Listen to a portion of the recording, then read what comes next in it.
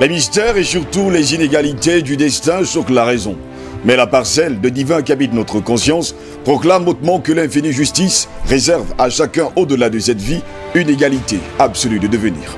C'est un nouveau jour qui se lève. Madame, messieurs, bonjour. Très heureux de vous retrouver ce jeudi 30 juillet de l'an de grâce 2020 pour une nouvelle édition de DBS Matin. Nous sommes très heureux de vous savoir très nombreux devant vos petits écrans pour cette nouvelle édition de votre émission préférée. Ensemble, pendant les 2 heures à venir, nous allons justement décrypter l'information. Car, comme j'aime le dire, la nourriture de l'esprit, c'est l'information. Quand cette information manque, on parle de constipation mentale. Par conséquent, on s'accroche aux rumeurs, à un langage ordurier, cartisard et bien d'autres choses qu'on ne saurait citer ici. Good morning and welcome. Good morning, Steve, and good morning to our viewers. How's it?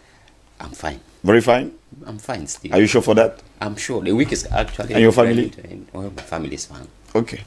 Alain Joe, bonjour, bienvenue à vous. Bonjour Steve, bonjour également à tous nos téléspectateurs de ce matin. Je salue particulièrement ceux qui nous regardent du côté de Yaoundé, du côté de Boloa, vous insistez, allez-y. Du côté des Armélima et même du côté de Boumiébel. Très heureux en tout cas, j'espère que vous allez bien. Oui, je me porte très bien, comme un ange ce matin. Bon, vous savez quand même que les femmes sont belles. Mais oui, la vie est chère. Les femmes sont belles, mais je ne dirais pas que les femmes sont chères. Non, je dis la vie est chère. La vie est chère. Oui. Oui, la vie est chère, les femmes sont belles. Steve, why do we always look at women and life? Mais attendez, le monde est fait comme ça depuis la nuit des temps. So women and life. Oui, c'est la vie. I think it's high time that men should also start trying to revendiquate. Oui, il faut quand même qu'un jour, il y ait une journée internationale des hommes. I think so. We need it Parce because que quand même, on ne peut pas imaginer qu'en 365 jours, parfois en 366 jours, everything is just women, women les femmes. as if men. Oui, mais c'est toujours les femmes parce que pourquoi? Si sans femme il n'y a pas de famille, as sans well femme il n'y a pas de société. Et quand il n'y a pas les hommes, il y aura les enfants. Oui, bon, on peut le dire d'une autre manière, mais il faut dire que... on ne peut pas le dire d'une autre manière, vous devez le savoir. Sans les hommes, il n'y a rien. Oui, vraiment, c'est quand même la femme qui est l'épicentre de la vie même. L'épicentre de la vie. Il faut toujours un vecteur. Hein. Oui, il faut un vecteur, mais sans femme... Pour qu'il y ait le paludisme, il ne faut pas seulement qu'il y ait le moustique, il faut également que le moustique pique. Vous devez le savoir. En tout cas, merci d'être là ce matin, messieurs. Mesdames, messieurs, vous qui êtes dans la maison, n'oubliez surtout pas maintenant, c'est l'information traitée par nos confrères de la presse écrite, camerounaise, africaine et internationale. C'est la revue de presse, la première partie en langue anglaise avec Mangué Vernatius.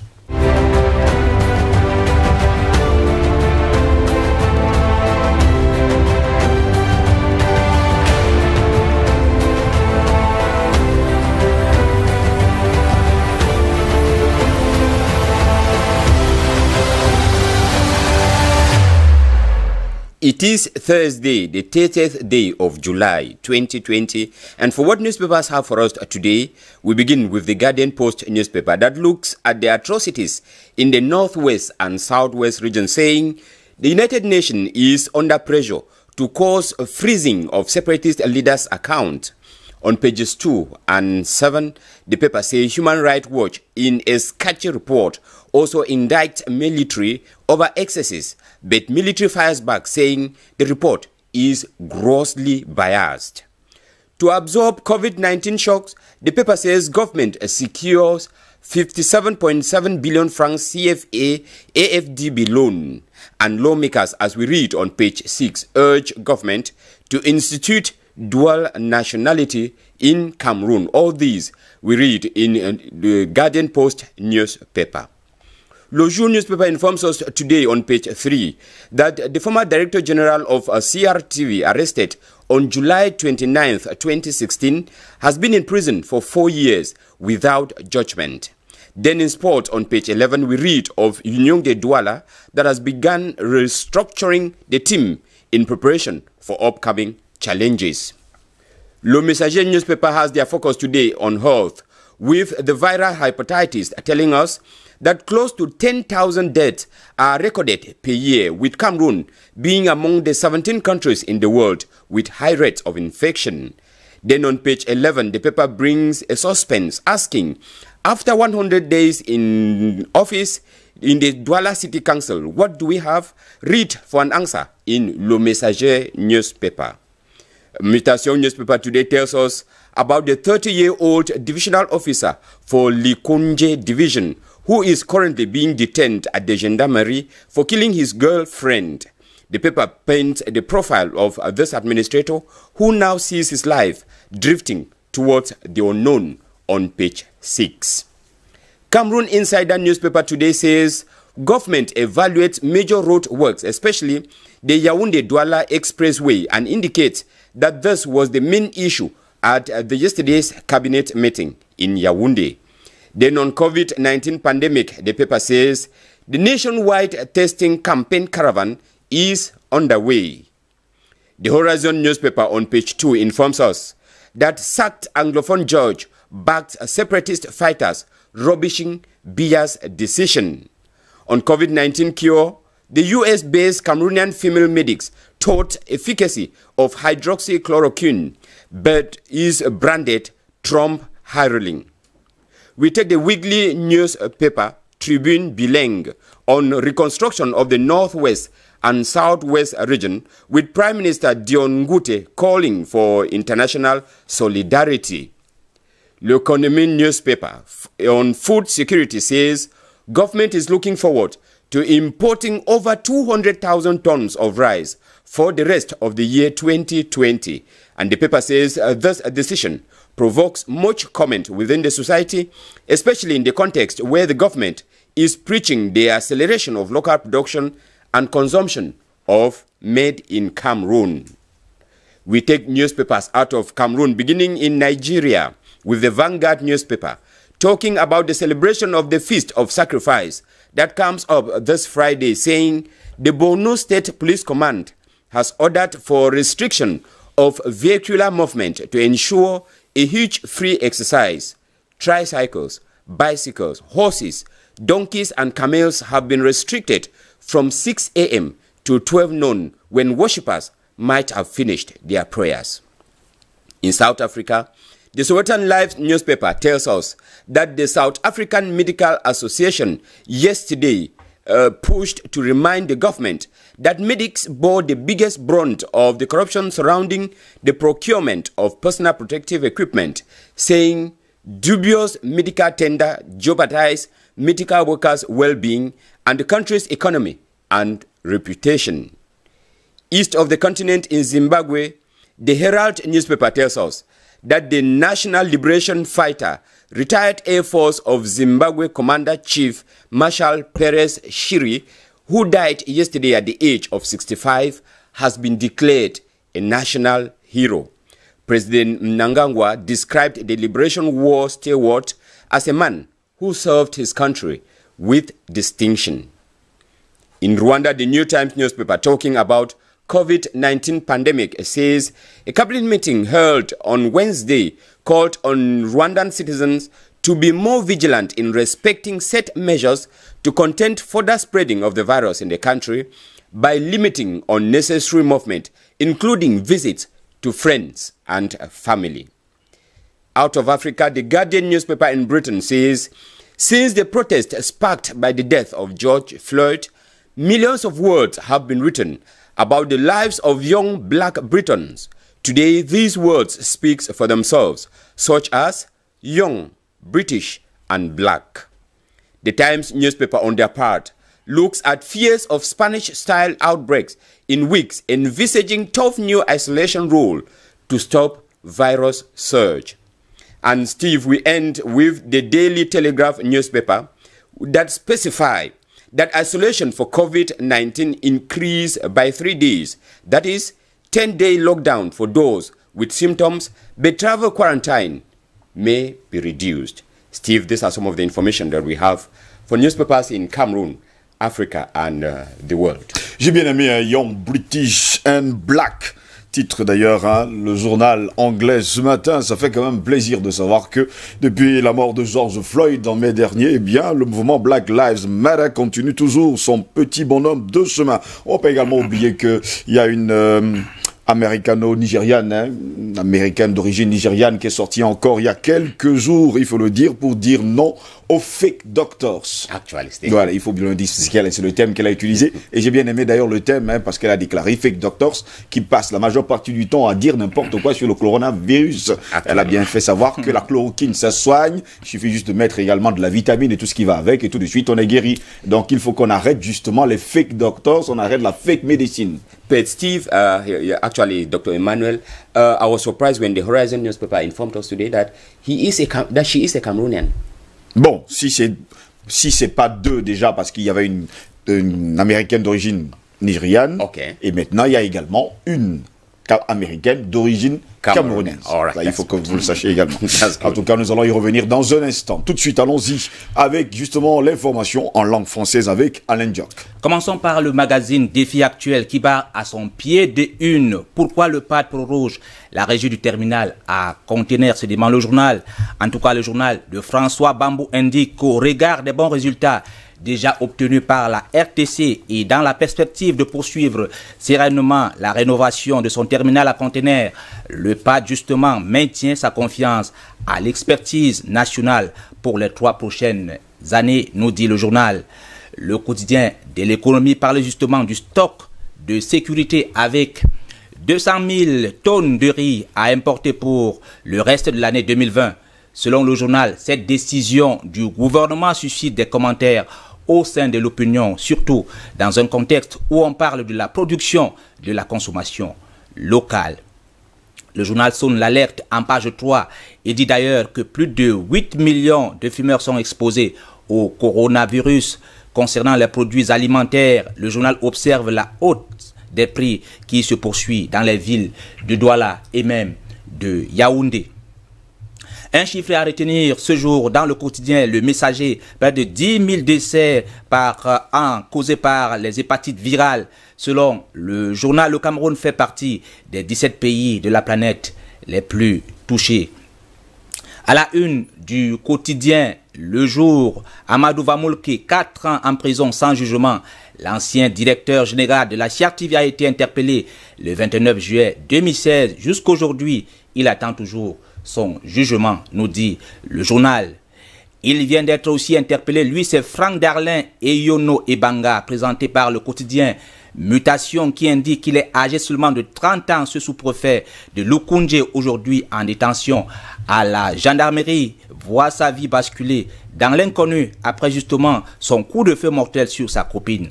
Le journal fait d'ailleurs un portrait d'un chef de terre en eau trouble, c'est à lire en page 6 du quotidien Mutation de ce jour. Le journal Revue du Patriote indique que dans l'axe Mbalmayo-Sangmelima, les véhicules du président Paul Biya est victime d'une énième crevaison. Plus bas, en petite une du même journal, l'on indique que le Covid-19 fait couler le baccalauréat.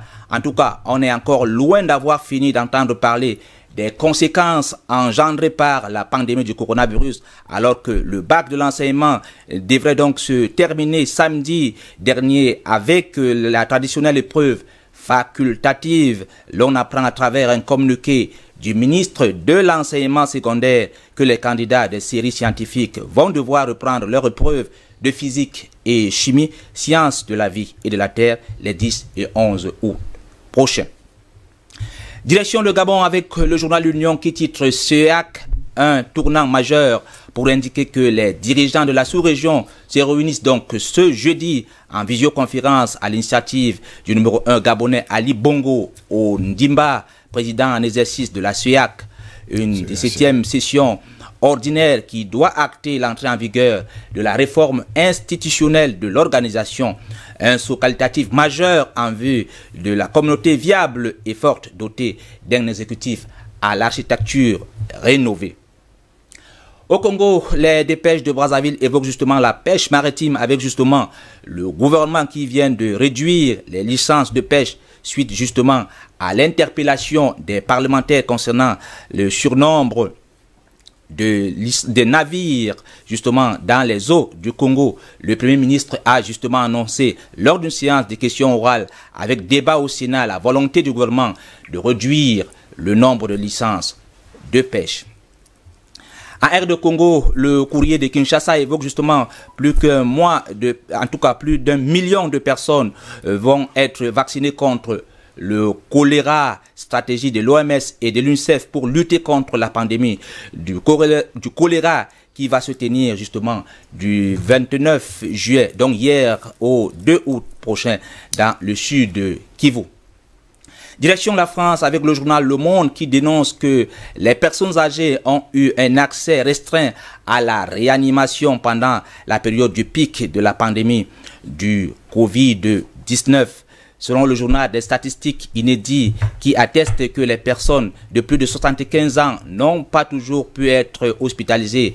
Début août, ils ne représentaient que 14% des patients en réanimation contre 25% les semaines précédentes. Les autorités de santé en France relativisent ces chiffres en indiquant que le profil des malades était différent. Le journal Libération dénonce également le racisme dans la police. Là-bas, tu ne le couvres pas, tu es un traître. Enquête sur l'omerta dans les rangs des forces de l'ordre. Le journal a rencontré le lanceur d'alerte et puis l'interview d'un sociologue qui revient sur les raisons de cette tentation raciste, nous dit le journal Libération de ce matin. Terminons par le quotidien sportif, l'équipe qui évoque la finale de la COP qui se jouera samedi entre Arsenal et Chelsea du côté de l'Angleterre. Le journal dit que Giroud est au quart de tour. Dans un entretien justement accordé au journal, l'attaquant de Chelsea et des Bleus dévoile les ressorts de sa remarquable efficacité dans le club londonien, nous dit le journal. Voilà Steve, les différents sujets traités par la presse ce matin. Le reste, c'est en kiosque ou chez votre marchand de journaux. Quand vous voyez le quotidien sportif, l'écrit titré Giroud au quart de tour, ça signifie justement une chose simple, c'est que lorsqu'il joue, il peut marquer à n'importe quel moment. Absolument. Ça signifie qu'il est en très grande forme. Il n'est pas au quart de tour, mais au quart de de tour. surface. Bon, on espère qu'il va bien jouer parce que jusqu'à preuve de contraire, il n'a pas convaincu du côté de Chelsea. Et beaucoup de personnes le voient déjà partir. On demande d'ailleurs qu'il parte le plus vite possible.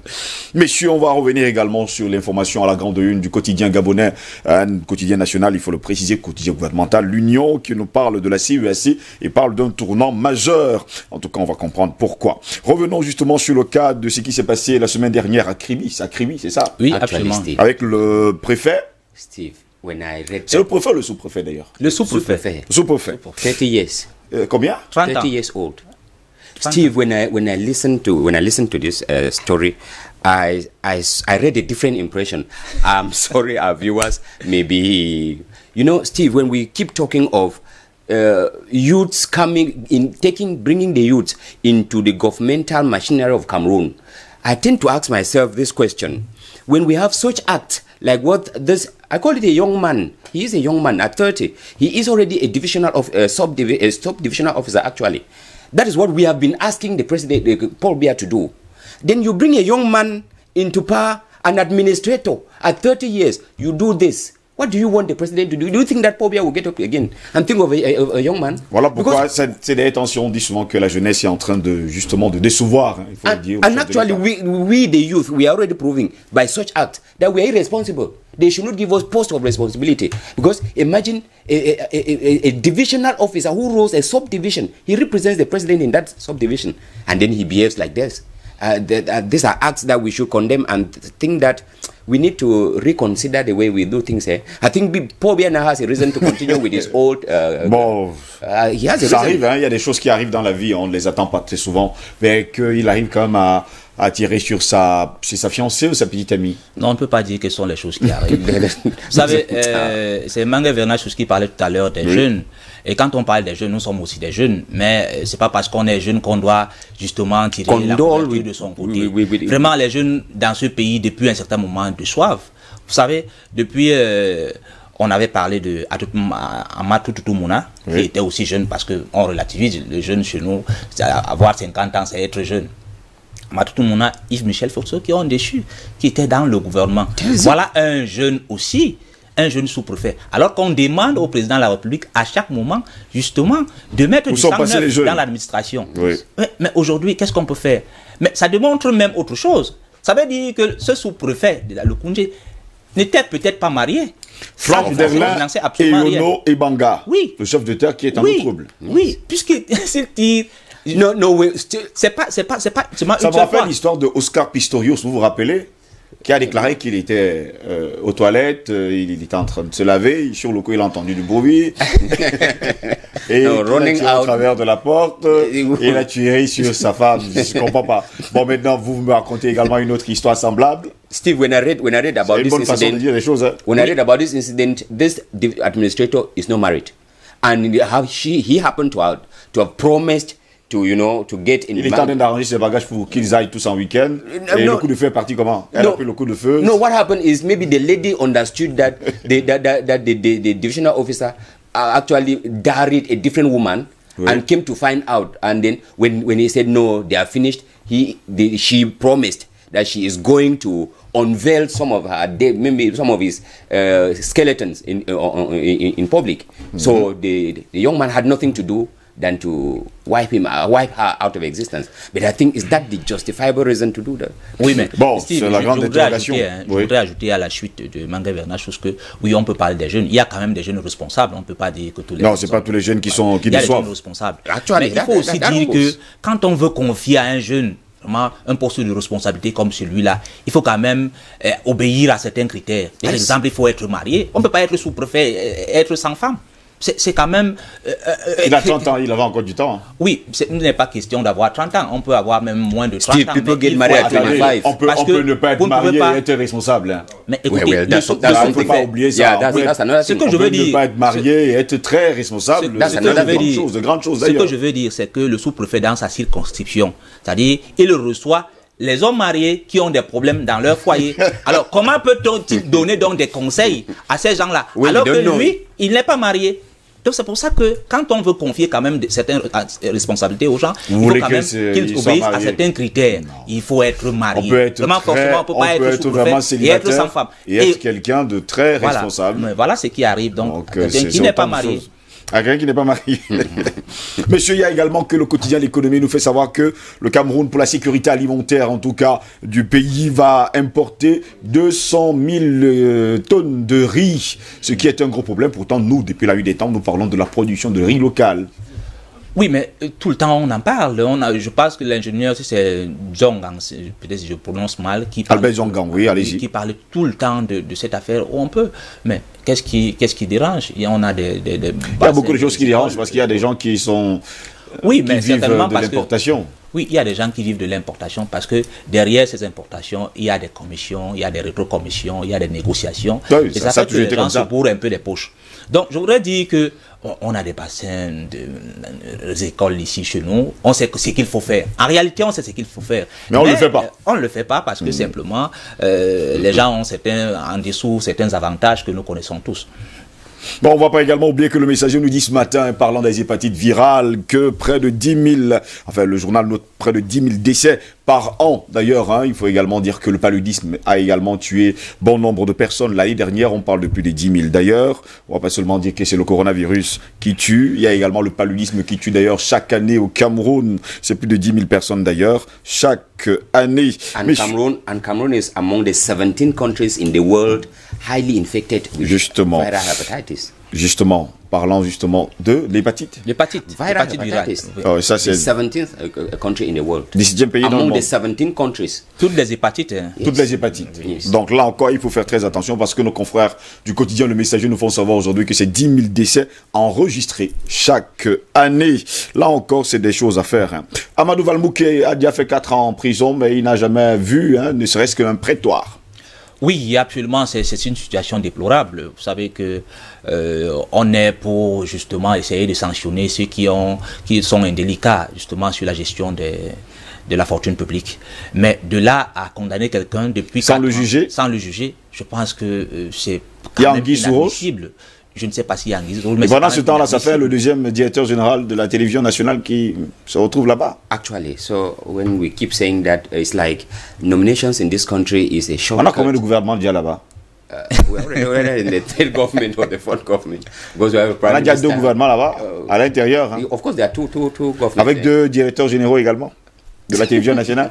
Non, non, vous allez faire. Je vous le dis quand Steve, when we say appointment in this country is like a shortcut into prison, but then it does not fail. We don't, minimize to say here that we need to be conscious when you are appointed. It is to serve the country. It is not for your own benefit. You are not appointed for your own interest. It's for the interest of Cameroonians. Le problème actuellement, c'est qu'on se sert, hein. On ne sert pas les autres.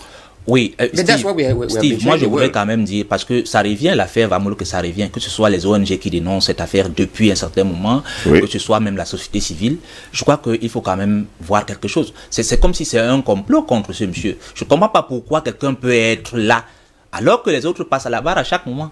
Mais pourquoi lui seulement, lui il est là depuis 4 ans? Vous pensez seulement à Amadou Vanlouké? Je vous rappelle un petit détail, il y a des gens à l'intérieur de cette prison. Oui, absolument, mais là qui n'ont jamais vu un tribunal, même avec leurs yeux. Absolument, on peut certains m'ont déjà fait 8 ans, 10 ans. C'est le cas d'Amadou Vanlouké qui est justement j'ai dit, depuis peut-être 2 ans aujourd'hui, on en parle chaque moment, que ce soit même dans d'autres chaînes qui sont internationales, on parle toujours de cette affaire Amadou Vanlouké. Moi, j'ai suivi quand même cette affaire, je crois que c'était chez nos confrères de France 24, on parlait toujours de ça, des ONG qui dénoncent justement cette détention arbitraire, parce que là, en ce moment, c'est une détention arbitraire. On ne peut pas condamner quelqu'un depuis 4 ans sans être jugé. En tout cas, il faut le dire, hein, c'est parfois la justice à double tranchant chez nous au Cameroun. Merci monsieur d'avoir été là ce matin pour cette revue de presse. Magué Venachous, merci. Alain Dior, merci également à vous. Passez une bonne journée. Et justement, on va se retrouver demain pour la dernière édition de DBS Matin. Eh bien, n'oubliez surtout pas, dans un instant, nous allons avoir justement le débat sur la régulation des télécommunications au Cameroun et surtout le scandale de ce côté-là, le point de discorde avec nos invités ce matin. Les invités sont là ce matin. D'ailleurs, hein, ils sont nombreux, il faut le dire. Je vais me tourner d'abord vers le docteur David. Bienvenue, Kaké, il est enseignant et chercheur. Bonjour et bienvenue à vous. Merci, bonjour. Je salue tous les téléspectateurs de DBS. Et je rappelle justement que vous êtes David Bienvenu Kaké Kongolo. Vous êtes justement co-auteur avec Bité et la Ulrich de la régulation des télécommunications au Cameroun avec le cas de l'ART. Le livre d'ailleurs a été dédicacé hier du côté de l'université de Douala. Et justement nous parlons de l'ART ce matin. On parle bien sûr de la régulation des télécommunications au Cameroun. Le point de discorde de ça, il faut le dire, parce que il faut préciser par ailleurs que depuis quelques semaines, eh bien, quelque part, il y a des choses qui se disent de ce côté-là. Et on demande qu'on paye des places à 5 millions de francs. On se pose bien d'ailleurs la question de savoir pourquoi avoir choisi justement de sortir le livre en ce moment-là. En tout cas, on va revenir dans un instant là-dessus. Simon, bonjour et bienvenue à vous. Bonjour Ngos, merci encore une fois de m'avoir invité sur ce plateau. Je voulais dire bonjour à tous vos téléspectateurs parce que c'est une chaîne qui est en train de prendre la valeur sur le plan de l'audimat. Et dire encore une fois merci pour tout ce que vous faites pour pouvoir sensibiliser le peuple camerounais et même le peuple d'Afrique. En passant. Merci beaucoup en tout cas pour votre présence ce matin. Simo, hein, l'Africain, le grand Africain d'ailleurs. Bernard Com, enseignant mathématicien, il est également là ce matin. Bonjour et bienvenue à vous. Bonjour Monsieur Ngos. Tout d'abord, j'adresse un salut au directeur général de DBS. Je salue tous les téléspectateurs qui nous regardent en ce moment. Je dis bonjour à nos différents panélistes. Et je vous remercie de m'inviter une fois de plus. Merci en tout cas d'être là ce matin. Et on ne va pas également oublier un autre confrère qui est là ce matin, Harry Diabaté Mandeng. Bonjour et bienvenue à vous. Mon cher Steve, c'est un plaisir pour moi d'être là. C'est la première fois le matin. Oui. C'est pas la première fois, c'est pas une nouveauté pour moi les plateaux de DBS. Mais là, c'est quand même grande originalité. Généralement, c'est à la télévision, sur le poste téléviseur que je vois. J'ai grand plaisir de regarder cette émission. Mais là, je suis sur le plateau.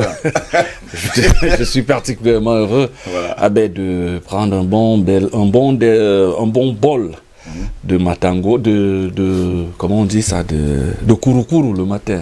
Le matin. On va également oublier que les hommes, et d'ailleurs nos téléspectateurs ont surnommé l'émission, il faut le dire, hein, c'est le festin intellectuel, hein, c'est matinal. Et c'est comme ça le petit déjeuner matinal et surtout le petit déjeuner intellectuel de tous les matins. Mesdames, messieurs, vous l'avez très bien compris. Tout de suite, voici le débat.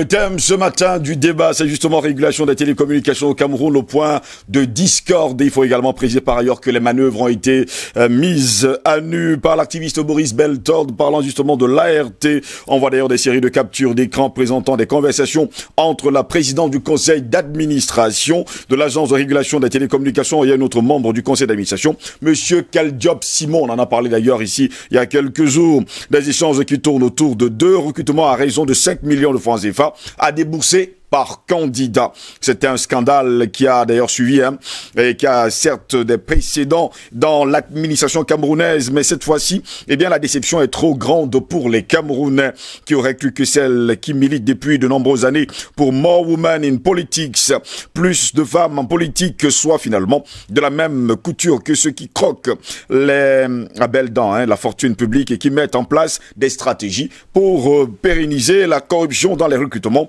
au sein des administration publique. Des conversations par messagerie qui semblent confirmer la thèse de recrutement villageois, il faut le dire comme ça, au sein de l'ART, qui d'aujourd'hui d'ailleurs peut douter que même la célèbre journaliste Carole Yemelon, qui a été d'ailleurs propulsée par les mêmes moyens, il faut le dire, de ce côté-là, dans les conversations en circulation sur les réseaux sociaux, l'enseignante de droit dans les universités du Cameroun appelle de son collaborateur monsieur Simon Kaldiop à ne pas la prendre pour un enfant, et pour cause, elle attendait en tout cas, depuis que ce dernier lui acheminait d'ailleurs les 10 millions venant des 2 candidats qui payent chacun 5 millions pour être recrutés au sein de l'ART.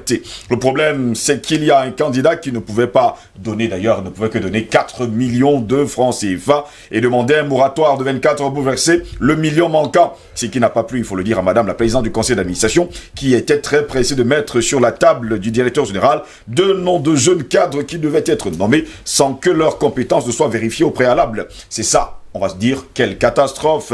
Cette mise à nu de ce travers vient simplement fournir au grand public les preuves d'une pratique qui est courante dans les couloirs des entreprises d'État du Cameroun.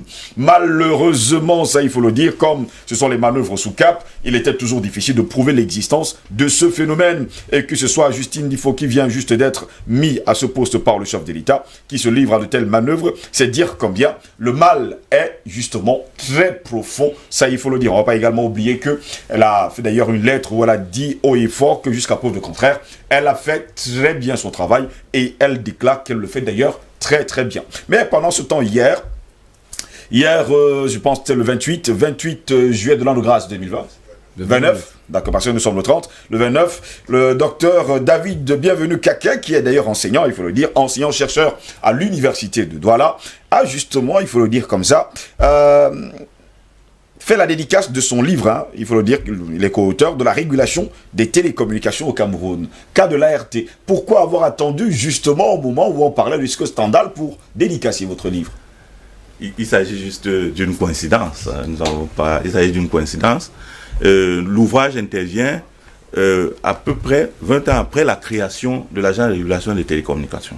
Créé en 98, ça fait 22 ans. 98, voilà. Oui. Donc, comme chercheurs, nous avons entrepris de faire un bilan de la régulation des télécommunications au Cameroun. Et comme coïncidence, nous nous retrouvons avec cette affaire. Nez avec cette affaire qui sort de nulle part. Oui. J'espère qu'elle ne va pas détruire votre travail de recherche. Pas du tout. Et qu'est-ce qu'on peut trouver justement dans votre livre? Dans cet ouvrage, nous examinons justement la régulation des télécommunications. Cela veut dire que nous jetons un regard critique et scientifique sur l'organe qui intervient pour contrôler le secteur des télécommunications dans toutes ses composantes, notamment l'activité des opérateurs de réseau, aussi bien dans la téléphonie fixe, dans la téléphonie mobile et les services à valeur ajoutée qui prennent de plus en plus de l'importance. Nous examinons également l'approche de cet organe par rapport aux consommateurs. Vous et moi, le Balabay Amselam, tous qui ont des puces, qui échangent des messages, Internet, ainsi de suite. Donc nous examinons, n'est-ce pas, la contribution de l'organe de régulation des télécommunications au niveau du service rendu et des différents éléments de ce secteur qui suscitent aujourd'hui beaucoup d'attention, mais aussi beaucoup d'espoir en ce que les télécommunications constituent le creuset de l'économie numérique. Et le Cameroun, qui est un pays en voie de développement, peut suffisamment bénéficier et exploiter toutes ces options pour se développer. Il est donc question de faire le point sur la régulation des télécommunications 20 ans après la création de cet organe. Et si on pouvait faire un bilan justement 22 ans après, vous allez dire que tout marche bien ou bien il y a encore pas mal de choses à faire? Il faut reconnaître que la création de l'agent de régulation des télécommunications au Cameroun a été une aubaine pour l'État. Il fallait accueillir toutes ces mastodontes et multinationales qui s'installaient dans le secteur et trouver donc un organe indépendant et autonome par rapport à l'État central pour pouvoir contrôler ce secteur sensible. Et l'agence de régulation des télécommunications, justement, a commencé à jouer son rôle, celui de contrôler les activités des opérateurs de réseau. Mais il faut reconnaître que de nos jours, cette agence est en difficulté. Difficulté technique en ce que les services de télécommunications évoluent au jour le jour. Nous sommes partis du voice qui était la première source de revenus des entreprises de télécommunications. Oui. Ça veut dire les échanges d'appels. Nous sommes aujourd'hui au data, les données, avec de nouvelles applications. Par exemple, pendant le Covid-19, ces entreprises ont exploité le télétravail. Ils ont mis en place des applications de télétravail qui vendent aux clients. Et pour le moment, ce n'est pas encore compris comme base d'évaluation du chiffre d'affaires de ces entreprises. Vous voyez donc que l'agent de régulation doit se questionner. Cette agence doit interroger ces techniques. Cette agence doit acquérir de nouvelles machines, de nouveaux logiciels pour être en mesure de contrôler suffisamment les opérateurs de réseau, les opérateurs du secteur de télécommunications. Dans cet ouvrage, nous avons proposé un ensemble de solutions. Il faut revoir la réglementation.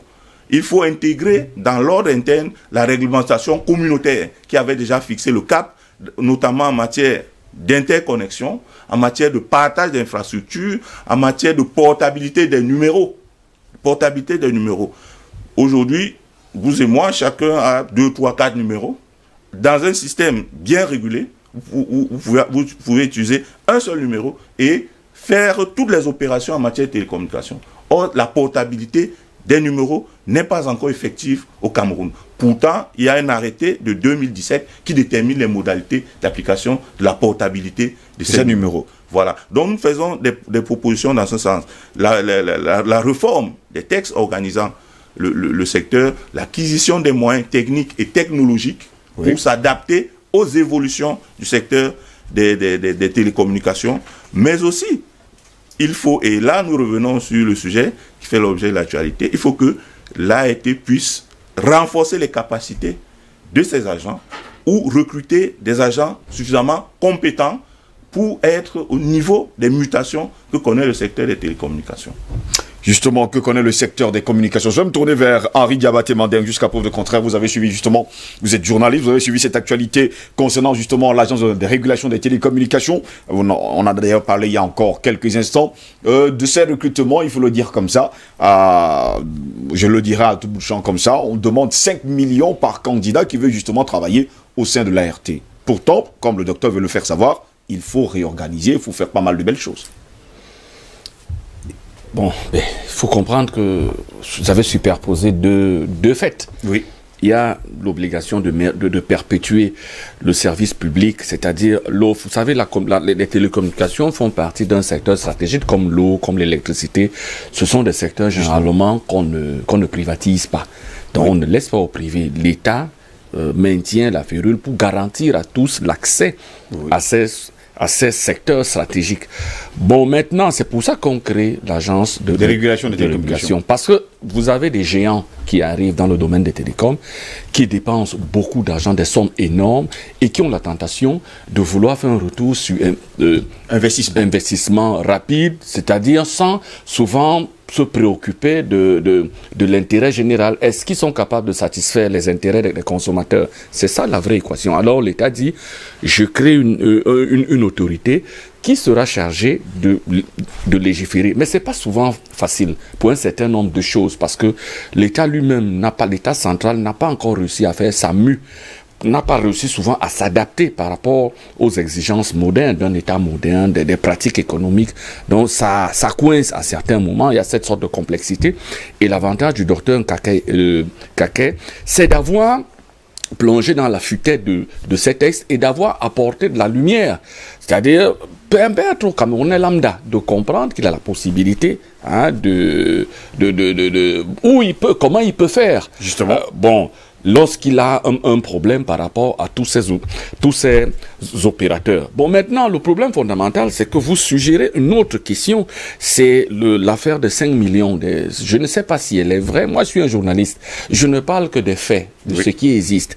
J'ai appris, il y a des allégations qui sont divulguées dans la presse, qui font état, prétendent, qui subodorent, qu'il y a eu une tentative de monnayage à hauteur on passe de 5 millions de francs. Il y a des lettres qui sont attribuées, des correspondants, des relations épistolaires qui sont attribuées à la PCA.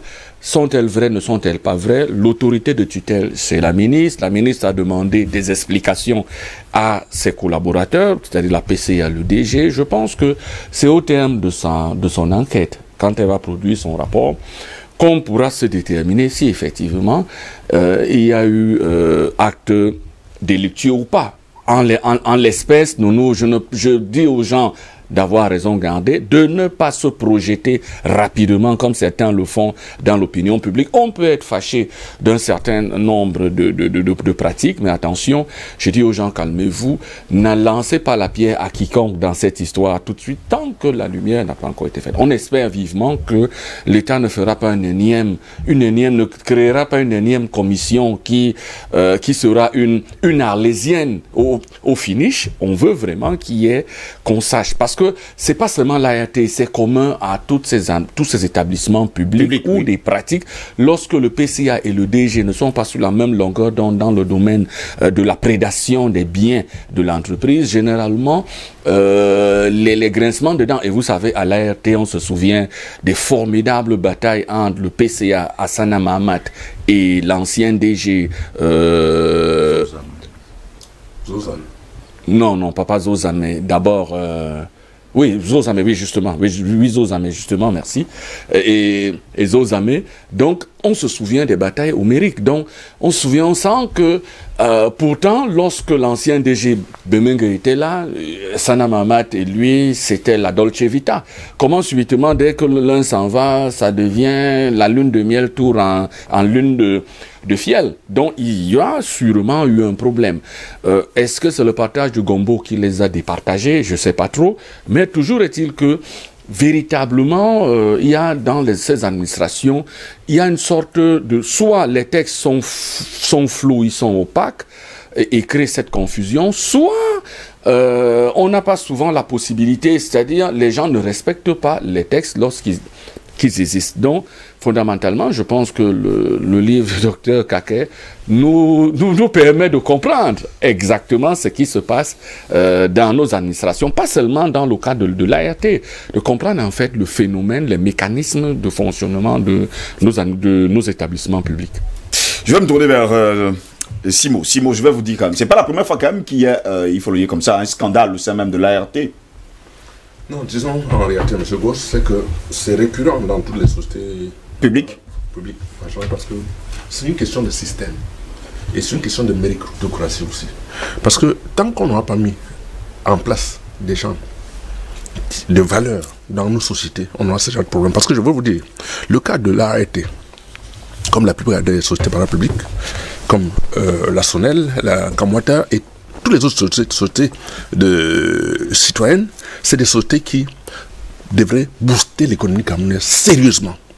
Rien que l'ART, si c'était bien géré, je vous dis encore une fois, le Cameroun n'aurait pas besoin d'argent de qui que ce soit pour booster son économie. Malheureusement, comme le docteur Kaké l'a dit tantôt, je vous assure que c'est un scandale. C'est un scandale parce que quand vous voyez même la manière de fonctionner comme tel, je dis parce que je suis ingénieur télécom, c'est malheureux. Voilà une société qui devait booster complètement l'économie du Cameroun. Mais c'est entre les mains des Occidentaux complètement. Je vous prends un cas. J'ai demandé il y a un mois l'installation de la fibre optique chez moi qui devait permettre à Camtel d'avoir de l'argent. Les gens sont venus, ils ont fait l'étude. J'ai rencontré des gars sur le terrain qui me connaissent très bien comme ingénieur. Je leur ai montré ma maison. Ils ont tiré un câble pour pouvoir alimenter. Ils venaient alimenter une maison. Je leur ai dit, prévoyez au moins dans ces zones, parce qu'il y a plein de maisons, prévoyez un câble qui peut alimenter toutes ces maisons, parce qu'il y a des besoins. Les gars sont venus, ils ont mis un câble. Un gars vient pour faire l'étude. Il arrive, il m'appelle. Il n'a même pas besoin de me voir. Puisqu'on a fait les plans, on a tout déposé. Il vient, il fait l'étude, il m'appelle, on discute. Après, il s'en va. 2 semaines après, aucun devis. Or, si les gars travaillent sérieusement, le gars attendait que je lui donne l'argent pour qu'il mette accord sur mon devis, pour que je puisse payer. L'argent qui doit permettre qu'il gagne son salaire le mois. Le monsieur veut absolument être corrompu. Avec ça, comment est-ce que vous pouvez penser qu'une économie peut se développer? Et cette dame dont vous parlez, je voulais dire à mon frère Mandin qu'il n'y a pas de fumée sans feu. Quand on commence à parler de quelque chose, il faut faire très attention. Il ne faut pas prendre position. Je ne prends pas position, mais je dis encore une fois, dans ce pays, on nous plaint de commissions, mais on ne déboucle jamais. On ne connaît jamais la suite. On a envoyé une enquête, mais Dieu seul sait ce que ça va donner. Une dame qui prend 5 millions pour recruter du personnel, est-ce qu'on tient compte de leur niveau? Est-ce qu'ils correspondent au poste à lequel ils sont affectés? Non, c'est un problème d'argent. Et quand ce gars va arriver là-bas, il va chercher à rentabiliser son argent. Donc il est obligé de mettre en place un système de corruption. Il va détruire tout le travail. Même si un travail a été fait, il va détruire préalablement ce travail parce qu'il a besoin de renflouer, de rembourser son endettement. Ce gars qui a mis 4 millions, il a besoin d'1 million. Il va emprunter, il ne trouve pas. Maintenant, ça crée des problèmes. Si le gars arrive, même il est en poste, il ne sera pas là pour travailler. Il devient un commerçant. Il détruit tout le système mis en place. Et ça, c'est dans toutes les sociétés du Cameroun. Il faut qu'on mette un terme à ça. Parce que c'est un système. On parle de l'ART aujourd'hui, mais il y a des cas récurrents. La caméra est tombée pourquoi? La caméra est tombée pourquoi? Alors on parle d'ART aujourd'hui. Il y a plein de sociétés comme ça. Qu'est-ce qu'on fait? Est-ce que les postes sont... Les gens sont... Voilà, monsieur Nkake, qui a l'expérience, il sort un livre. Et je suis très heureux de voir que les Camerounais commencent à quitter la classe pour aller à l'école. Parce que beaucoup sont restés en classe pour réciter ce que l'Occident met en place. Ils récitent, on vous sort des versets bibliques, on vous fait tous les versets, on vous cite des auteurs français, occidentaux, sans tenir compte de la recherche personnelle africaine. Et pourtant, c'est un terrain vaste. Je suis très embêté, je suis très heureux de voir qu'il y a des gens comme le docteur Kanké qui sortent des livres pour expliquer combien d'Africains le font, combien de Camerounais le font. On est là à péronner, à raconter des histoires. Or, voilà des gens qui, si, avec les recherches qu'ils ont fait, ils peuvent apporter un plus dans cette société, même si ce n'est pas leur domaine. C'est ça qu'il s'agit. Mais on va vous prendre des gens qui sortent de l'ENAM, des écoles coloniaux, pour mettre à la tête de société, qui vont détruire, parce que ces gens-là, ils ne sont pas là pour bâtir. La plupart sont en prison. Seulement parce qu'ils n'ont pas géré. Il faut mettre un terme à cette histoire. Le cas de l'ART est révélateur des problèmes qu'il y a dans ce pays en matière de gestion du bien public. Si on ne met pas un terme à cette histoire, on va passer tout le temps à bavarder, mais c'est le Cameroun qui s'enfonce. Aujourd'hui, on est avec ART, demain, à qui le tour? Donc, battons-nous ensemble. Informons les gens s'ils peuvent encore écouter. Malheureusement, ils sont tous trempés. Ils sont noyés dans la corruption, dans tout ce que... Moi, je ne suis pas là pour parler, pour plaire ou pour nier à qui que ce soit. Quand vous aimez quelqu'un, vous lui dites la vérité pour qu'il change. Donc, il faut tout faire pour expliquer aux gens qui nous dirigent, qui ne méritent pas leur place. Parce qu'ils ne mettent pas les gens qui méritent à la place qu'il faut. Il y a des gens comme les docteurs Kanké. Je le vois pour la première fois, je ne le connais pas. Mais donnez aux gens qui méritent leur place pour qu'ils travaillent pour ce pays. Pourquoi est-ce que les gens vont passer tout le temps à créer des cercles, des sectes, pour pouvoir penser qu'ils peuvent diriger ce pays avec une main de fer? Regardez un peu, monsieur...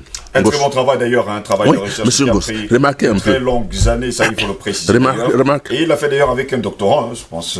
C'est votre étudiant? C'est mon étudiant, effectivement, monsieur Bité Ela Lurich. C'est un doctorat, il prépare sa thèse de doctorat sur les opérations de réseau. Nous sommes partis d'une réflexion scientifique, d'une collaboration d'un enseignant avec son étudiant pour produire dans un domaine complexe, effectivement. Je peux chuter? Allez-y, vous pouvez chuter. Non, je voulais dire tantôt, Goss, que nous devrons apprendre aujourd'hui à taire nos égos pour pouvoir donner la responsabilité aux gens qui méritent. Il n'y a pas que les gens qui sortent de l'ENAM, il n'y a pas que les gens qui sont au Cameroun, il y a des Camerounais à l'extérieur capables de diriger des sociétés qu'on leur donne sa chance. Toutes les sociétés, par exemple, sont en train de tomber aujourd'hui à cause de ce complexe qu'on apprend que les gens de l'ENAM. Les gens qui se devaient être chargés de la sécurité sont devenus des gens qui s'occupent de l'insécurité. On n'est plus à l'aise nulle part. Et c'est dommage. C'est dommage. Donc, faisons un effort.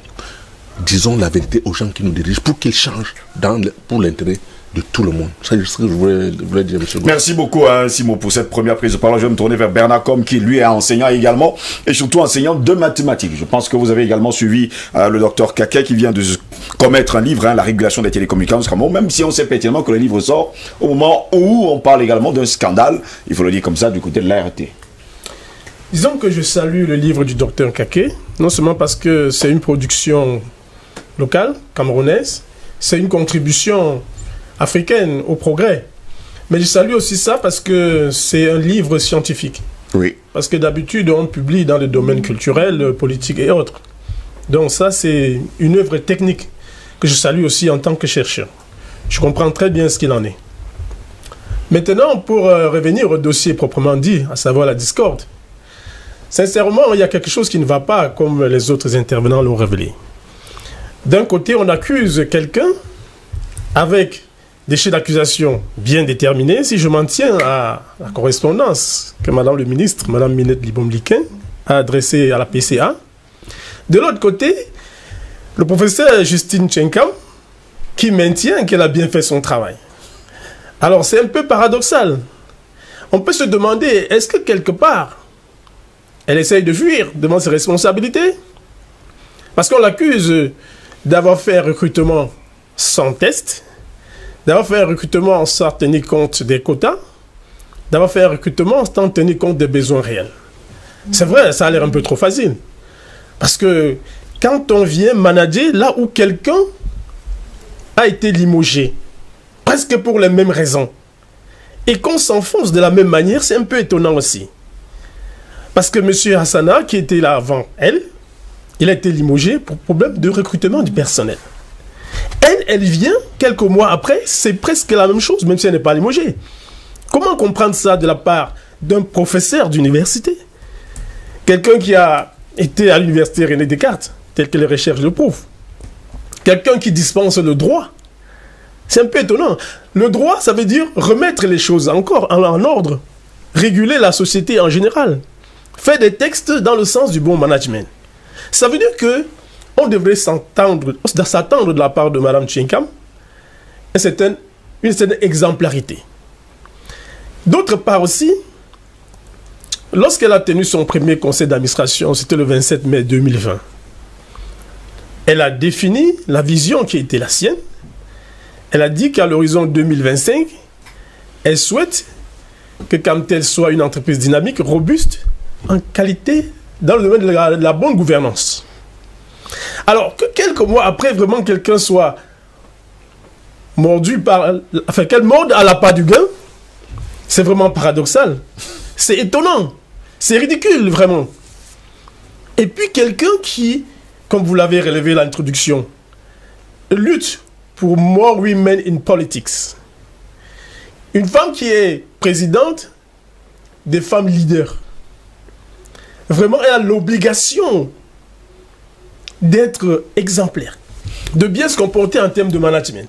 Donc il y a quelque chose qui ne va pas là-dedans. Soit elle a vraiment mordu à la part du gain, soit quelque part il y aurait une cabale contre elle. Justement, il y a également ce côté-là. Peut-être que certaines personnes ne veulent pas l'avoir justement à la tête. Ça peut arriver que certaines ne plaisent pas à certaines personnes. On peut aussi réfléchir autrement en se disant, bon ben, si deux personnes ont des problèmes avec la même personne, en l'occurrence le directeur général, soit le directeur général est un homme très intègre, qui nuit avec son intégrité, parce qu'on a vu des cas comme ça, soit alors, c'est monsieur le directeur général qui a le problème, qui empêche l'évolution des choses. Parce que monsieur Mandela a relevé tout à l'heure, monsieur Hassana, le prédécesseur de Mme Tchenkam, il était en bon terme avec l'ancien DG. Mme Tchenkam, elle arrive, elle ne s'en sort pas avec le nouveau DG. Alors si deux personnes ont des problèmes avec la même personne, soit c'est les deux personnes qui nuisent, soit c'est l'unique personne qui dérange. Ça, c'est encore des choses à dire là sur ce sujet. Je vais me tourner d'ailleurs vers le docteur David Bienvenu Kaké Kongolo, parce que vous savez que là-bas à l'université, si j'écorche un seul terme là, vous allez vous fâcher. Enseignant-chercheur, je vais me tourner vers vous. Vous avez souligné également dans votre ouvrage le statut juridique même de l'ART. Moi, je vais commencer par le premier point. Cela veut dire la relation qu'il y a entre le PCA et le directeur général. Alors, il faut préciser les choses. L'Agence de régulation des télécommunications, sur le plan juridique, est un établissement public. Oui. Un établissement public. Et la loi de 2017 qui régit les établissements publics, justement, a prévu les organes de gestion de cet établissement public. Il y a d'un côté le conseil d'administration, oui. Il y a de l'autre le directeur général. Le conseil d'administration est l'organe suprême.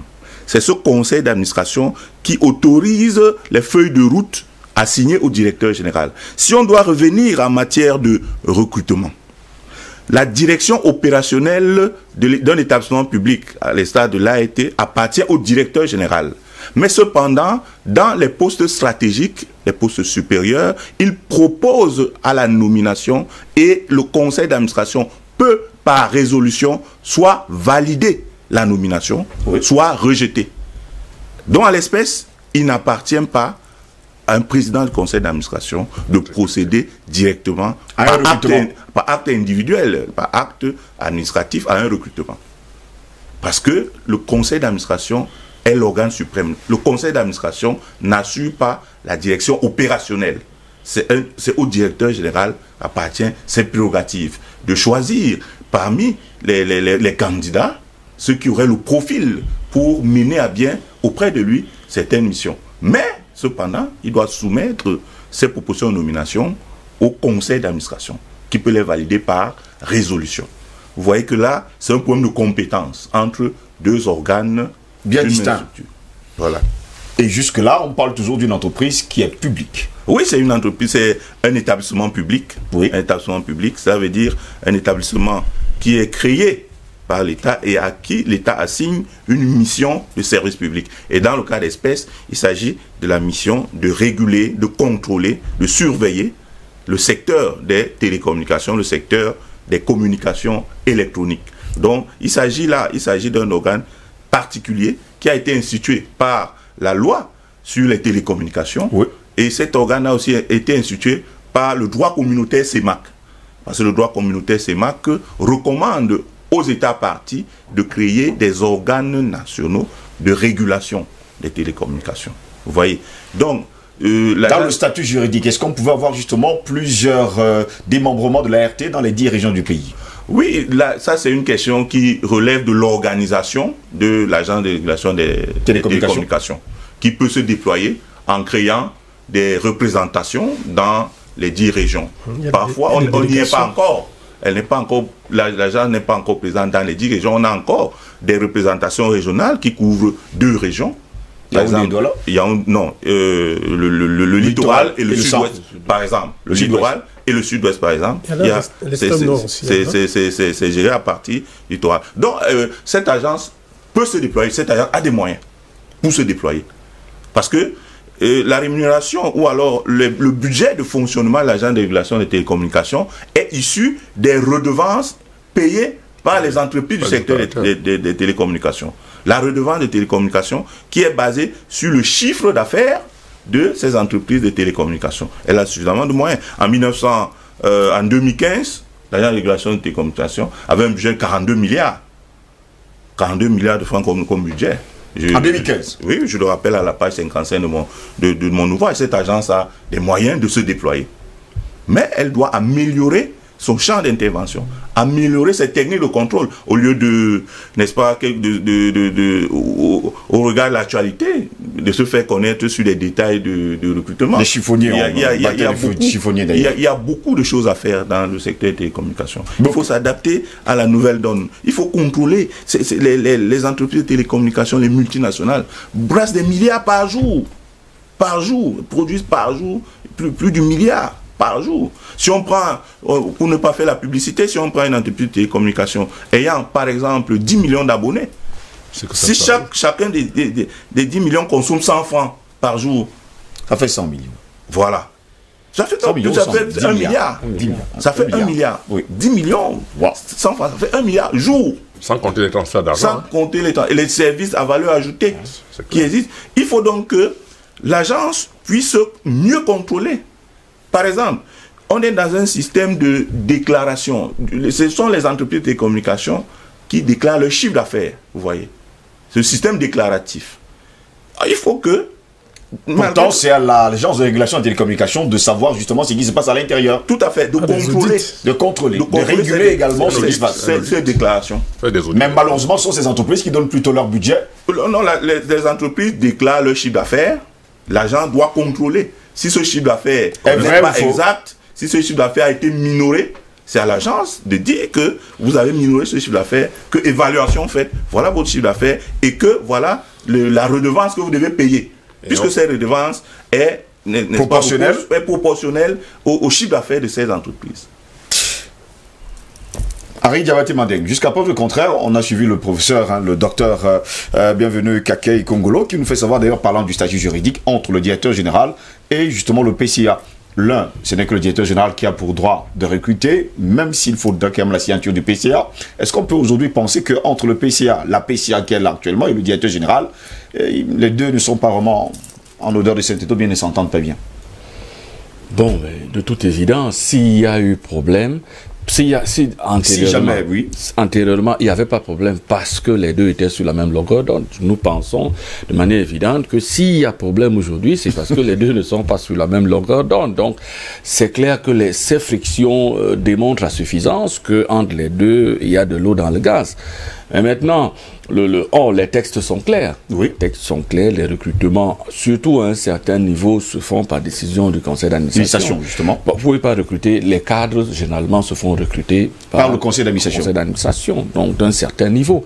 Mais généralement, les PCA croient qu'ils... moi j'ai vu des PCA qui ont des bureaux dans l'entreprise. C'est-à-dire, le PCA, il a un bureau dans l'entreprise, il se considère comme un salarié de l'entreprise. Or, ce n'est pas la mission du PCA. Donc, vous voyez que c'est même dans le domaine bancaire, le domaine, je connais la COBAC frappe des banques, des structures en leur disant au PCA, non, mais monsieur, vous n'êtes pas un salarié de l'entreprise. Donc, la trop forte pression du PCA sur le directeur, sur la direction de l'entreprise est terrible.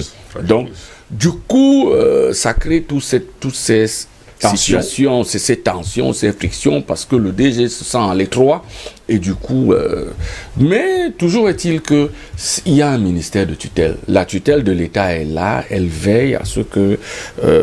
chacun reste dans son rôle. Dans son couloir, parce que le docteur Kakei l'a dit tout à l'heure, vous savez, c'est un milieu à forte valeur ajoutée. Il y a tellement d'argent. 42 milliards en 2015 seulement. Oui, mais pour avoir cet argent, il y a un processus de formation qui est extraordinaire, parce qu'il faut s'adapter aux conditions du marché, à la condition technologique.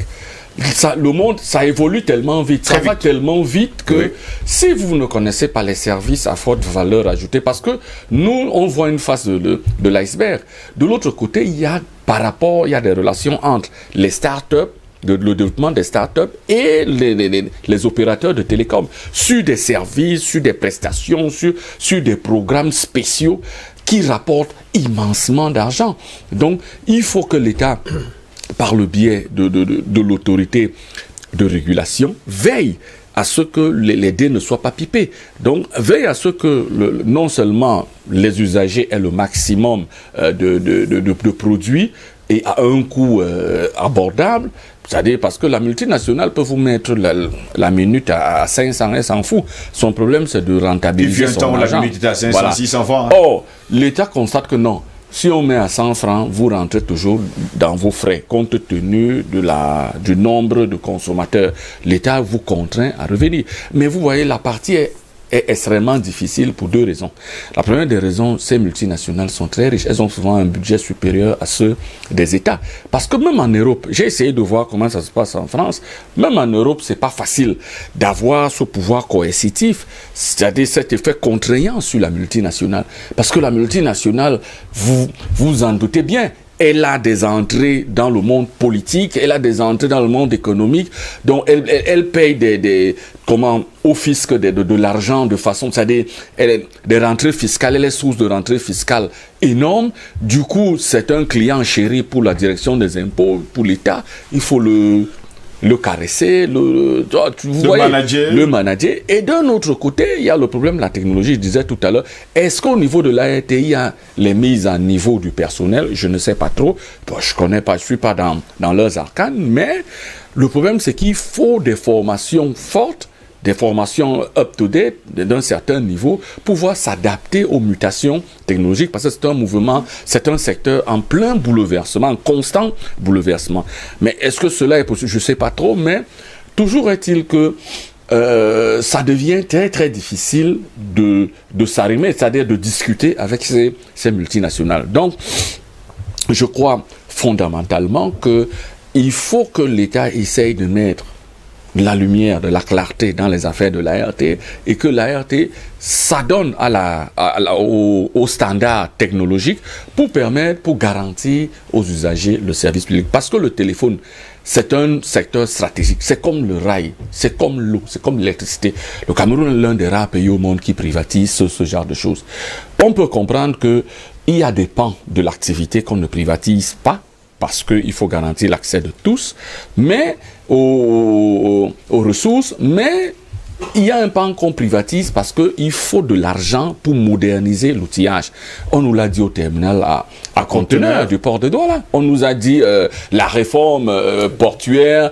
Ils ont menti au chef de l'État que la réforme portuaire, un célèbre monsieur qui écrit trop de lettres, d'ailleurs, il avait dit au chef de l'État, il avait conseillé le chef de l'État en disant, Excellence, vraiment, si on privatise, ça va nous permettre de moderniser, et comme on est même sous ajustement structurel, vraiment, on aura beaucoup d'argent, les privés vont faire rentrer beaucoup d'argent, et on aura des rentrées énormes. On a privatisé, on a fait la réforme, on a privatisé, et nous, on a constaté que les gars nous volent plus tôt. C'est-à-dire, au lieu de on a utilisé l'argent du Cameroun pour moderniser l'outillage. Ils ont plutôt détruit l'outillage en l'utilisant, c'est-à-dire comme des fous. Deuxièmement, ils n'ont pas formé le personnel camerounais. Le personnel camerounais qui avait été formé dans le cadre de la privatisation, dans l'optique de la privatisation par les Japonais. Ce personnel-là, on l'a mis de côté. Ils l'ont mis complètement de côté. Ils sont restés entre eux. Ils nous ont volé pendant 15 ans. Ils ont fait des bénéfices de 2500%. Et nous, derrière, qu'est-ce qu'on avait? On passait notre temps à crier comme de petits oiseaux, pendant que l'épervier, lui, il s'enivrait. Voilà. Donc, c'est clair que ce n'est pas aisé, c'est pas facile. Donc, maintenant, il faut aussi que la société civile s'intéresse à ce genre de situation et puisse jouer son rôle. Parce que l'ART, à elle toute seule, ne peut pas réguler le secteur. Il faut que la société civile, mais il ne faut pas ce genre de société civile-là qui va pactiser avec le PCA pour avoir de l'argent pour rentrer dans les nominations. Comme j'ai appris ce gars des consommateurs, qui, paraît-il, est le président des consommateurs, l'intermédiaire du PCA. Donc, je ne sais pas si c'est avéré, mais je pense que rien que ce genre, s'il faut prendre ce genre de gars, c'est-à-dire on sait comment les associations de consommateurs sont formées, je pense qu'il y a dans le cadre du réseau consumériste, il y a des gars qui sont bien, qui sont valables. Mais on recrute n'importe qui et ça devient tout un problème. Au nom du consumérisme, tu vas représenter les consommateurs et toi, tu viens, tu rentres en relation avec le syndicat du crime. Donc, fondamentalement, il faut une nouvelle situation où la société civile puisse s'intéresser aux affaires de la régulation et donner son point de vue à chaque fois. Je pense qu'on peut éviter des issues comme celle-là. Je pense qu'on peut faire progresser le secteur si de façon indépendante, de l'autre côté on est de l'autre côté de la fenêtre, on voit comment ça se passe et on peut sonner le tocsin de l'alerte en disant à chaque fois attention, mais toujours est-il, j'ai dit, il y a le problème de la formation. De la télécommunication, je vais vous rebondir sur votre question avant de donner la parole aux autres. Parlons justement de la télécommunication. On a vu Camtel dernièrement on nous a fait savoir que Camtel a reçu sa licence. Moi, ça m'a un peu inquiété. Je me suis posé des questions. Donc Camtel n'avait pas de licence jusqu'à preuve de contraire?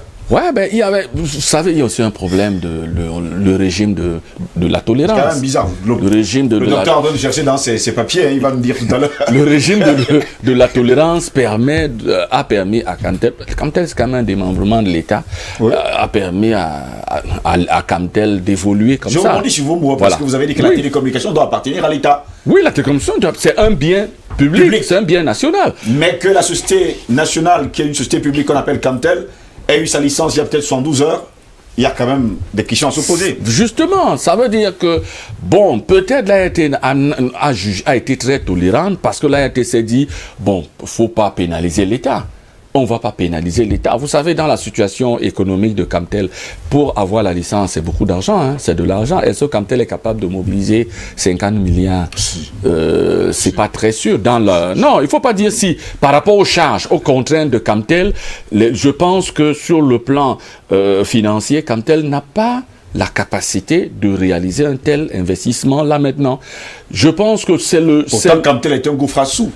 Oui, non, écoutez, de façon écoutez, hein, le public, de façon générale, l'organisme public n'a pas la vocation à se faire de bénéfices. France Télécom ne fait pas de bénéfices. Oui. Deutsche Telekom ne fait pas de bénéfices. Ce sont des sociétés déficitaires. Le problème pour l'État, c'est de garantir l'accès de tous aux services publics. Bon, mais toujours est-il que pour que la machine marche, pour que la machine existe, on essaye de colmater les brèches. Donc on appelle un minimum dans la gestion, un minimum de probité, d'équité dans la gestion. Je pense fondamentalement que la situation financière de Camtel aurait pu être meilleure s'il y avait une meilleure gestion managériale au niveau de Camtel.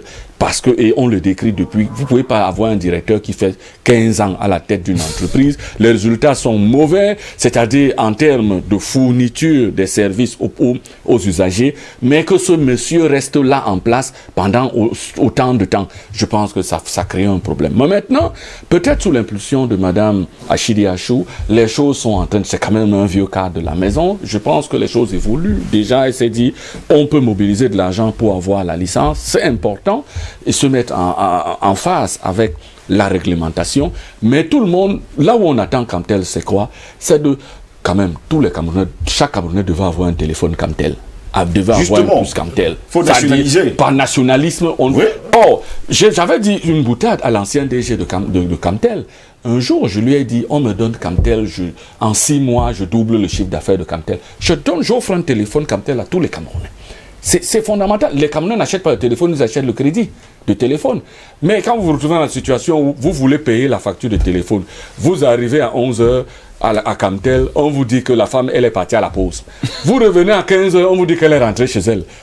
Vous comprenez que c'est tout un problème. Il y a un véritable problème. Donc, il y a un véritable problème dans cette entreprise. Il faut la dépouiller du parfum, du paternalisme tribal, du paternalisme sectariste, bref, de toutes ces pratiques qui ne permettent pas à l'entreprise de se développer.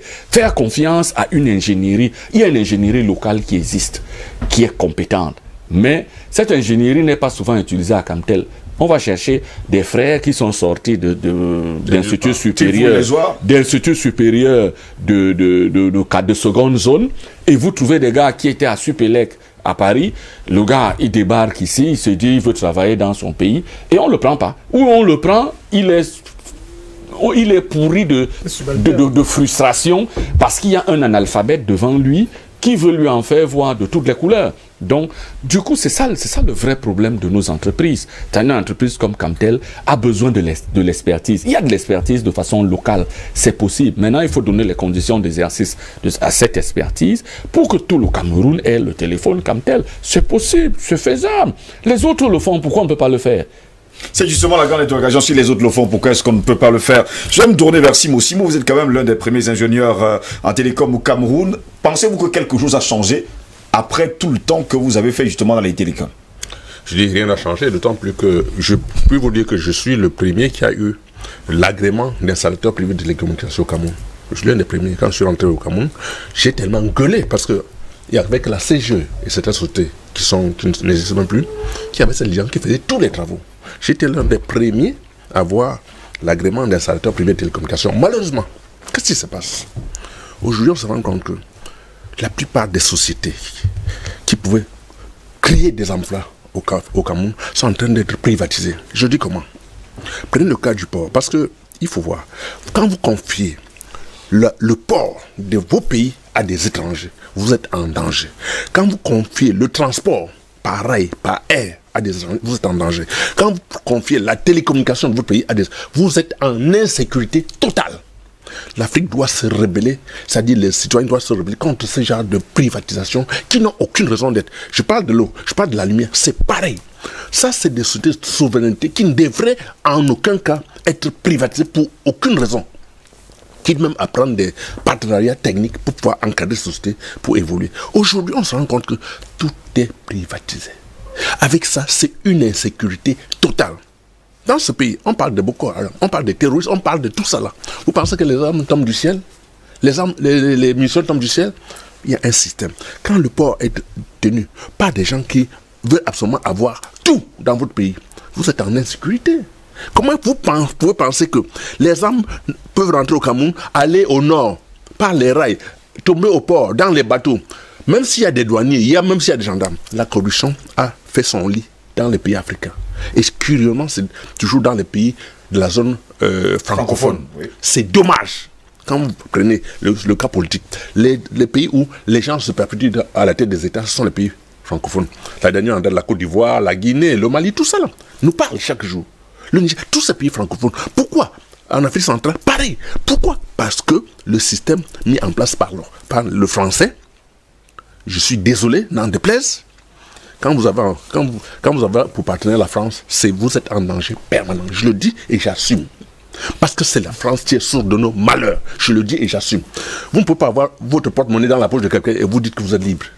Parce que vous voulez le pain, si c'est lui qui va vous donner. Si vous ne donnez pas le pain, vous allez crever de faim. Donc, il est temps qu'on mette un thème à cette histoire. On peut péronner, parler de arrêter. Si la France veut privatiser la Camtel, ils fabriquent une tonne de francs CFA, ils viennent balancer pour corrompre les gens. Vous pensez qu'ils vont se retenir? Ils vont trouver toutes les raisons de pouvoir leur céder cette histoire parce qu'ils ont leur part dans l'affaire. C'est de ça qu'il s'agit. Parce que la monnaie, c'est ça qui tient les pays. C'est ça qui tient un État. Tant qu'on n'a pas brisé ce lien gordien avec la France, je suis désolé, on va passer tout le temps à parler de privatisation. Des petits malins. Il y a des espions tapis dans l'ombre qui peuvent user de tous les moyens pour affaiblir nos régimes et faire ce qu'ils veulent. Donc il est temps qu'on mette un terme à cette histoire. Pour revenir à l'arrêter, je vous assure, prenez seulement le cas des transferts d'argent.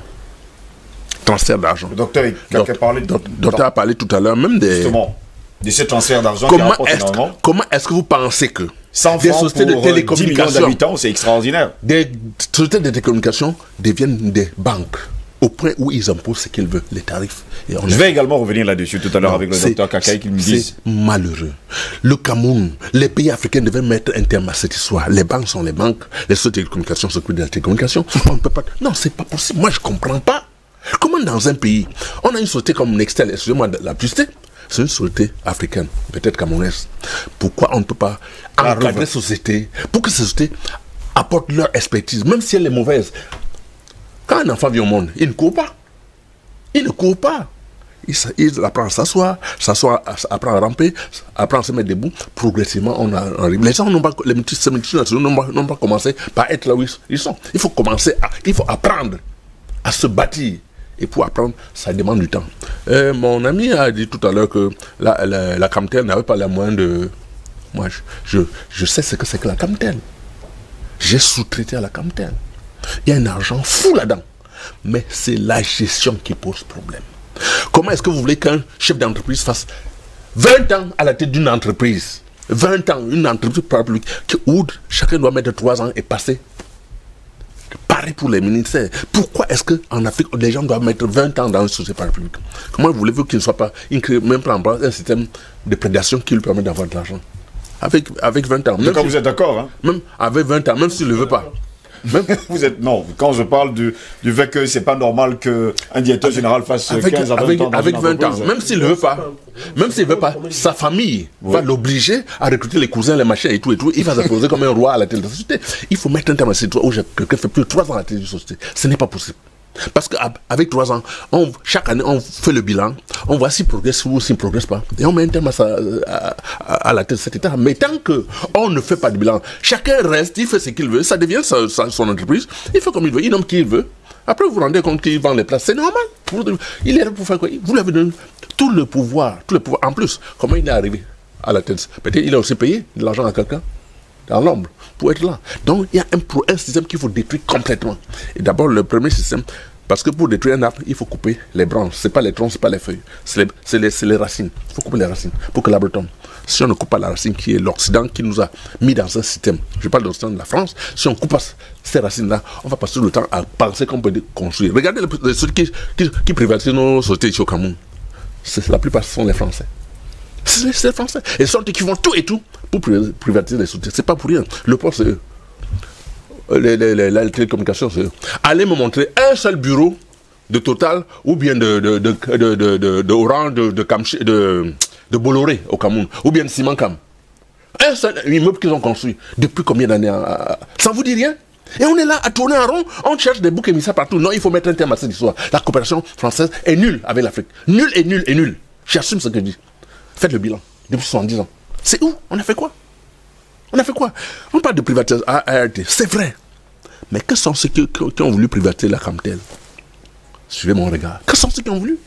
Justement, vous avez toutes vos raisons. Hein. Merci beaucoup, Simon. Je vais me tourner vers Bernard Com. Bernard Com, jusqu'à peu de compter pour vous, en tout cas, faire 20 ans à la tête d'une entreprise, le moment où on donne des résultats, de très bons résultats d'ailleurs, on présente de bons résultats. Vous, ça ne vous gêne pas du tout? Absolument. Je ne suis pas de ceux qui Mais on a l'impression aujourd'hui que ces personnes qui arrivent à la tête de ces entreprises n'ont pas un cahier de charge.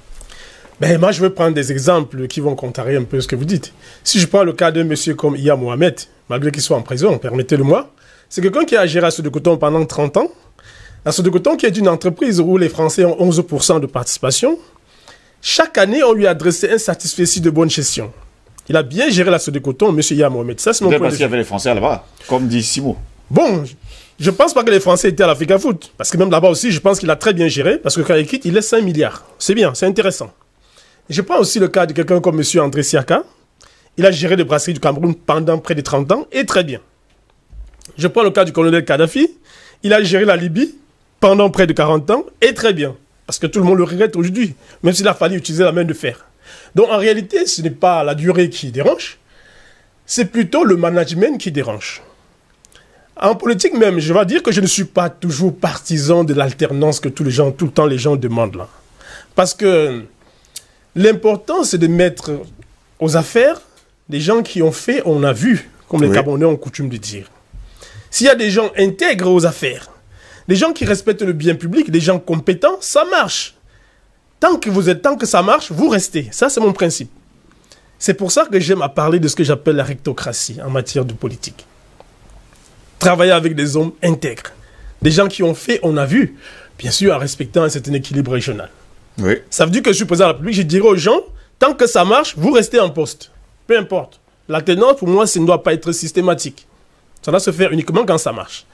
Mais sinon, je suis entièrement d'accord avec M. Simon, qui dit qu'on doit briser l'impérialisme français. Ça, c'est un réel problème. Franchement. Et quand on parle de privatisation, il faudrait qu'on distingue à la longue la privatisation expatriée, si je peux dire, et la privatisation locale. Si on privatise en utilisant les compétences locales, comme par exemple c'est le cas de M. Cyrus Ngoroupor, par exemple, je dis qu'en ce qui est un travail qu'il a fait au DIT, c'est très bien. Parce qu'on arrive à récolter 23 milliards en 6 mois. C'est fantastique. Du côté de RTC. Ça démontre que vraiment on a perdu beaucoup pendant toutes ces années. 15 ans. Eh oui, c'est beaucoup. Et aussi, même dans le domaine de la télécommunication, M. Manding l'a dit, on a des compétences au Cameroun. On devrait pouvoir faire avec. Ce qui est difficile, c'est la capacité à dire non à l'impérialisme.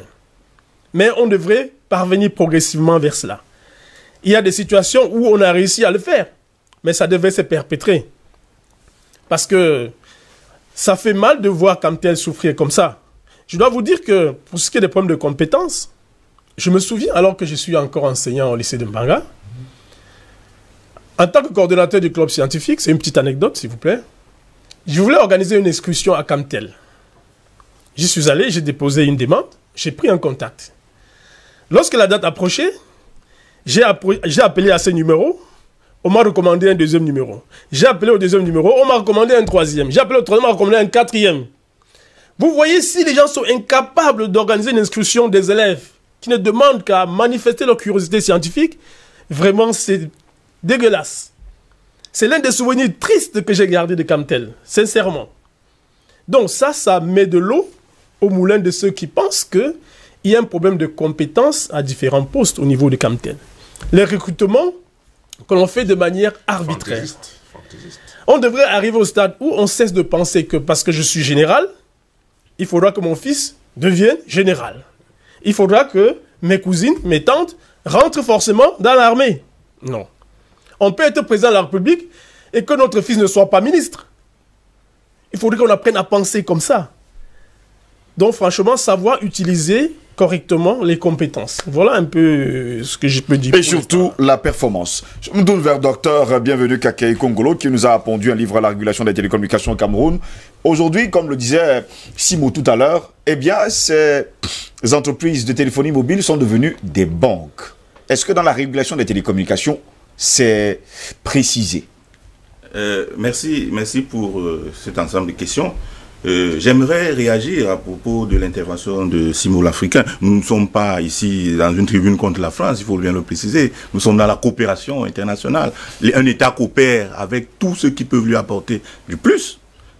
Pour revenir donc à votre question liée au mobile money, en fait, il ne s'agit pas des entreprises téléphoniques qui deviennent des banques.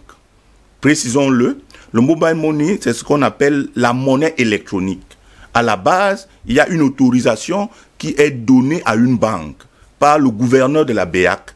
Et pour développer ce produit, la banque sollicite donc une entreprise de téléphonie mobile. Parce qu'il faut envoyer des messages. Quand vous transférez de l'argent, vous envoyez un message à votre partenaire. Hein, et il y a des jeux d'écriture qui se font. Donc il s'agit des télécommunications qui interviennent à ce niveau-là. Mais à la base, il y a une banque qui a l'agrément de monnaie électronique. Et on ne va pas faire la publicité ici. Telle banque a donc son agrément de monnaie électronique et choisit un opérateur de téléphonie mobile qui est son partenaire. C'est deux. On a trois grands opérateurs. Vous voyez, ils sont liés à des banques. Ils sont liés à des banques. Un opérateur sud-africain, on va pas faire sa publicité, qui est lié à une banque camerounaise qui appartient au Cameroun. On ne fera pas aussi la publicité. On va du deuxième côté. Un opérateur de téléphonie mobile français au Cameroun, on ne fera pas la publicité, qui est aussi lié à une banque qui appartient aux Français. On ne fera pas la publicité également. On a un troisième opérateur, le dernier arrivé en 2013, qui est dans le cadre du mobile money, lié donc à une banque appartenant à un ressortissant nigérian. Vous comprenez de qui je parle, on ne fait pas la publicité dans ce cas. C'est pour vous dire que le mobile money repose sur une autorisation légale donnée à la banque par le gouverneur de la banque centrale. Oui. Et l'opérateur développe donc. On peut avoir des cas de mobile money qui sont gérés par une banque sans passer automatiquement par une microfinance. Donc c'est cette précision que je voulais apporter. Il s'agit des services à valeur ajoutée aux télécommunications. Mais les entreprises de télécommunications ne sont pas devenues des banques. C'est juste cette précision. Ensuite, nous parlons des privatisations. Certes, il faut reconnaître, nous restons toujours dans le débat des télécommunications pour parler des privatisations dans le secteur. Il faut reconnaître que la Camtel, comme les autres entreprises publiques, ont beaucoup de limites, au moins à trois niveaux. Oui. Un personnel pléthorique. À Camtel, sans publicité, on parle de plus de 300 directeurs. Vous voyez, c'est énorme pour une entreprise. Ce nombre 300 peut être... On a eu 568 personnels du côté de la Camerco. Voilà. Vous voulez savoir combien ça coûte? 300, ça peut être le nombre d'employés d'une entreprise privée de téléphonie mobile. Nombre d'employés. Pendant que Camtel en a comme directeur, vous voyez, c'est personnel pléthorique. Les résultats non performants. Il faut retracer l'histoire dans les télécommunications.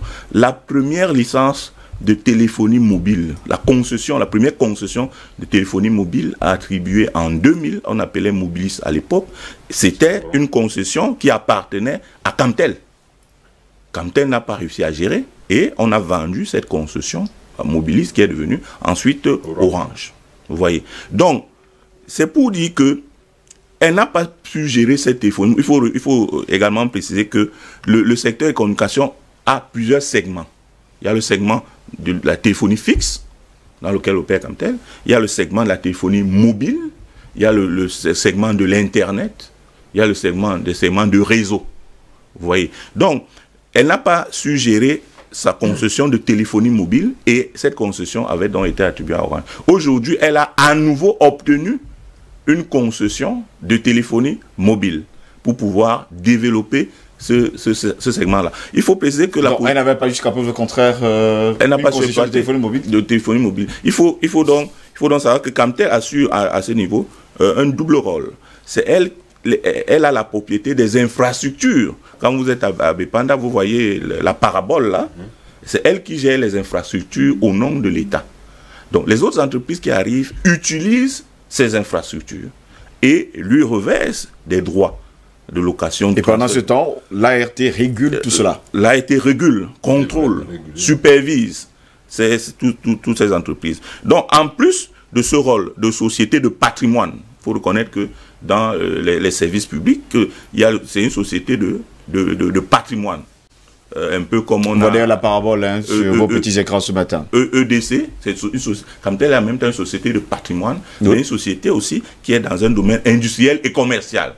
C'est un domaine marchand. C'est un service public marchand, comme l'électricité, comme l'eau. Et donc, comme tel, peut se faire des parts de marché dans le domaine. Il faut donc que cette entreprise, et nous avons proposé dans l'ouvrage, que ces entreprises puissent accroître leur capacité, puissent intervenir suffisamment. Certains, leurs produits ne sont pas disponibles sur le marché. Quand vous cherchez un crédit de tel, vous n'avez pas la possibilité de trouver. Donc, troisième élément, troisième limite de ces entreprises du secteur des télécommunications, ces entreprises sont des gouffres à subventions. Parce qu'elles ne produisent pas suffisamment et elles attendent donc les subventions de l'État. Or, l'État a engagé une réforme de ces entreprises publiques et ces établissements publics. Et cette réforme a été passée par la loi 2017-010 du 12 juillet 2017 sur l'engagement que l'État avait pris devant le FMI, la Banque mondiale. Le FMI a fait un rapport pour dire, mais monsieur le Cameroun, vous avez des entreprises publiques qui ne produisent pas, qui sont des gouffres à subvention, où se posent des problèmes de corruption et qui ont un personnel pléthorique. Il faut les réformer.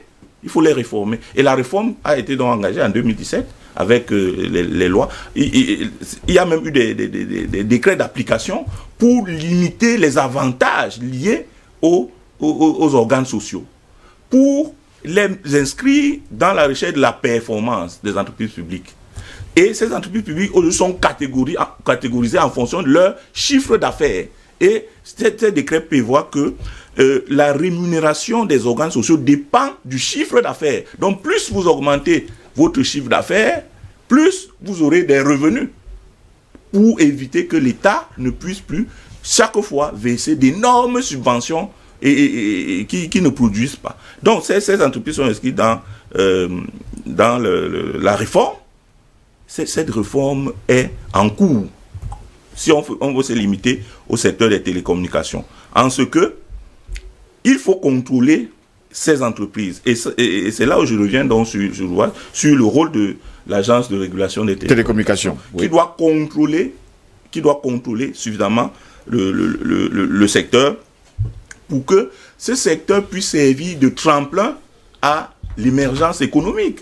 L'économie numérique, l'économie numérique offre plusieurs options au Cameroun, offre plusieurs possibilités. Mais il faut que ces multinationales qui produisent suffisamment d'argent puissent être contrôlées pour qu'elles paient le juste impôt, pour qu'elles paient les justes redevances en fonction de leur chiffre d'affaires. Et c'est là où la régulation intervient, la régulation des télécommunications. Et nous avons indiqué dans notre ouvrage la nécessité pour l'agent de régulation des télécommunications d'accroître les capacités de son personnel, d'acquérir des machines, des nouvelles machines, des nouveaux logiciels de contrôle, de se reformer.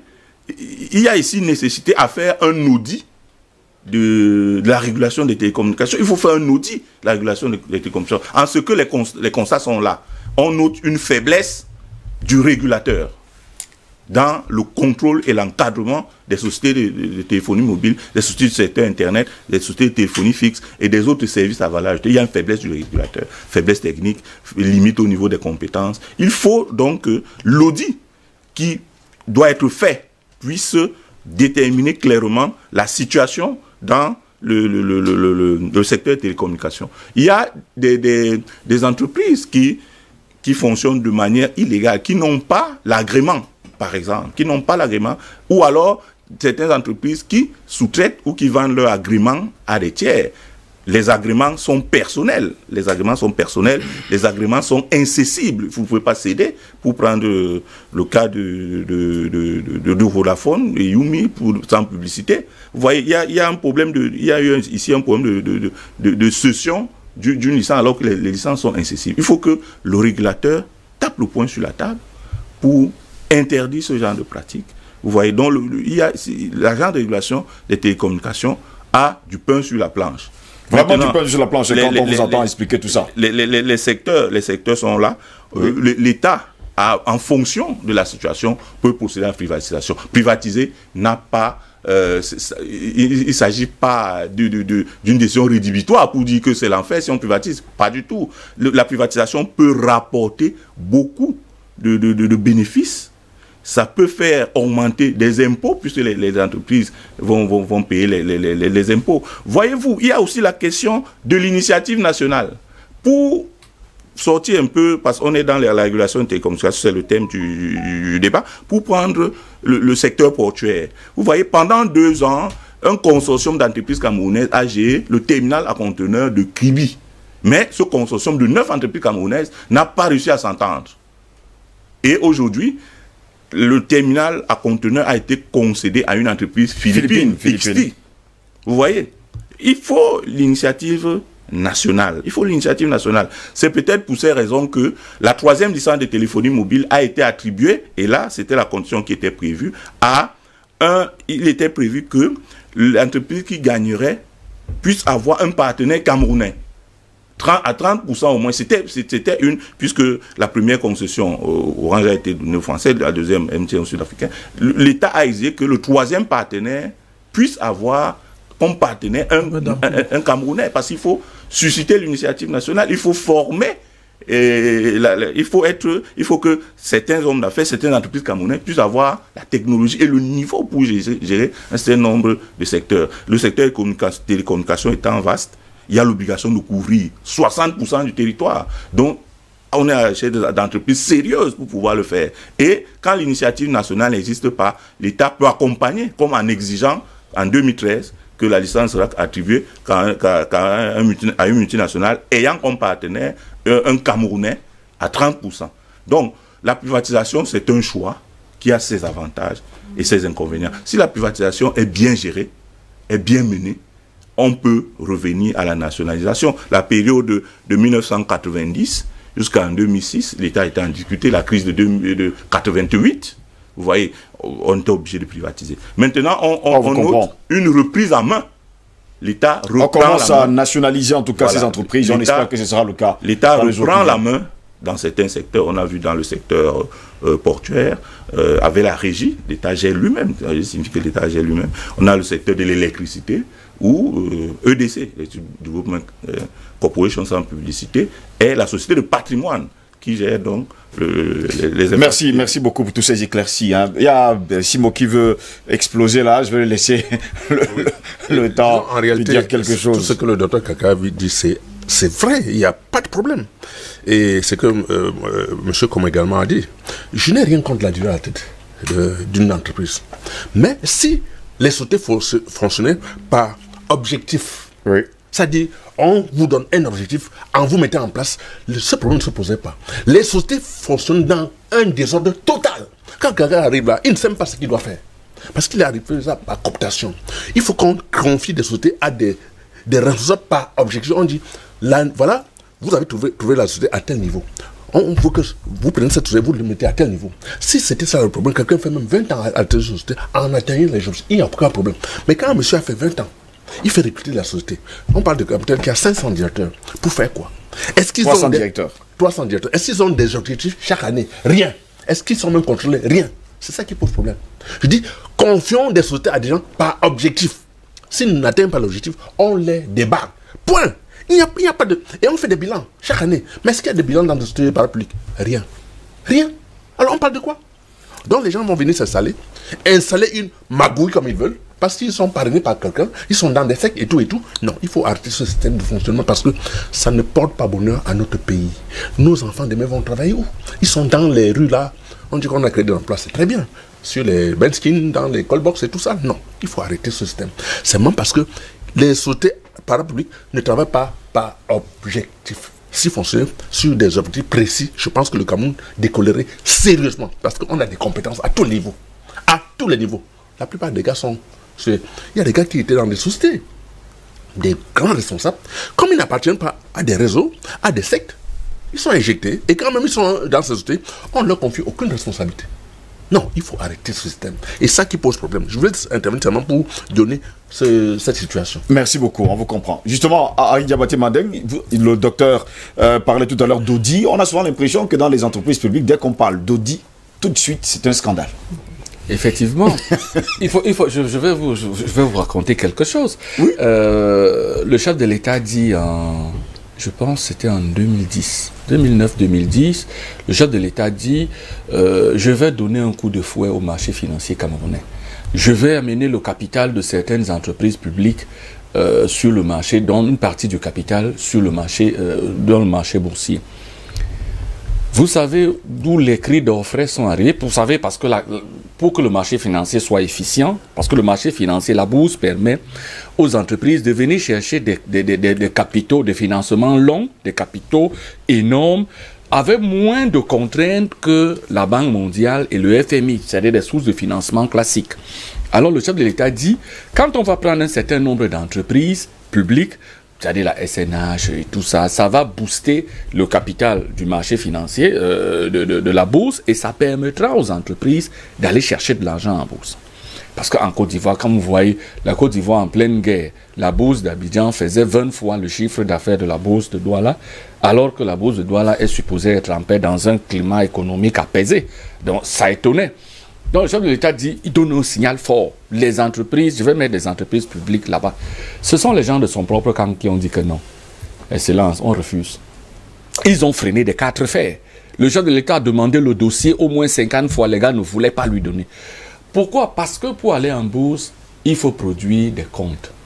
C'est-à-dire les comptes de ces 3 dernières années. Quelle entreprise publique a les comptes? Vous-même, vous avez vu que vous trouvez les entreprises, on met le DG en prison, on met aussi le commissaire aux comptes en prison. Lui qui avait certifié les comptes pendant 5 dernières années, qui avait dit que les comptes étaient bons, ils étaient bien. Mais vous constatez qu'on les jette les deux en prison. Donc vous comprenez qu'il y a un problème qui ne va pas. Ça, les comptes sont toujours faux, ils sont falsifiés, ils sont suspects. Et quand les comptes existent, parce que généralement ils n'existent pas. Donc fondamentalement, il n'y avait aucune entreprise qui pouvait aller en bourse parce qu'elle ne pouvait pas satisfaire aux exigences de compte, de transparence, de clarté dans les comptes. Donc la question d'audit, n'en parlez pas aux entreprises publiques, ça ne les intéresse pas. Et ça, je rejoins mon frère Simo, c'est que il y a ce problème de direction par objectif. Si on disait à quelqu'un, tu as un mandat de 3 ans renouvelable une fois, mais dans tes 3 ans, les premiers 3 ans, voici les objectifs. Tu ne remplis pas les objectifs, on te chasse. Tu t'en vas. C'est-à-dire, on ne te demande même pas de démissionner. Toi-même, tu sais que tu t'en vas.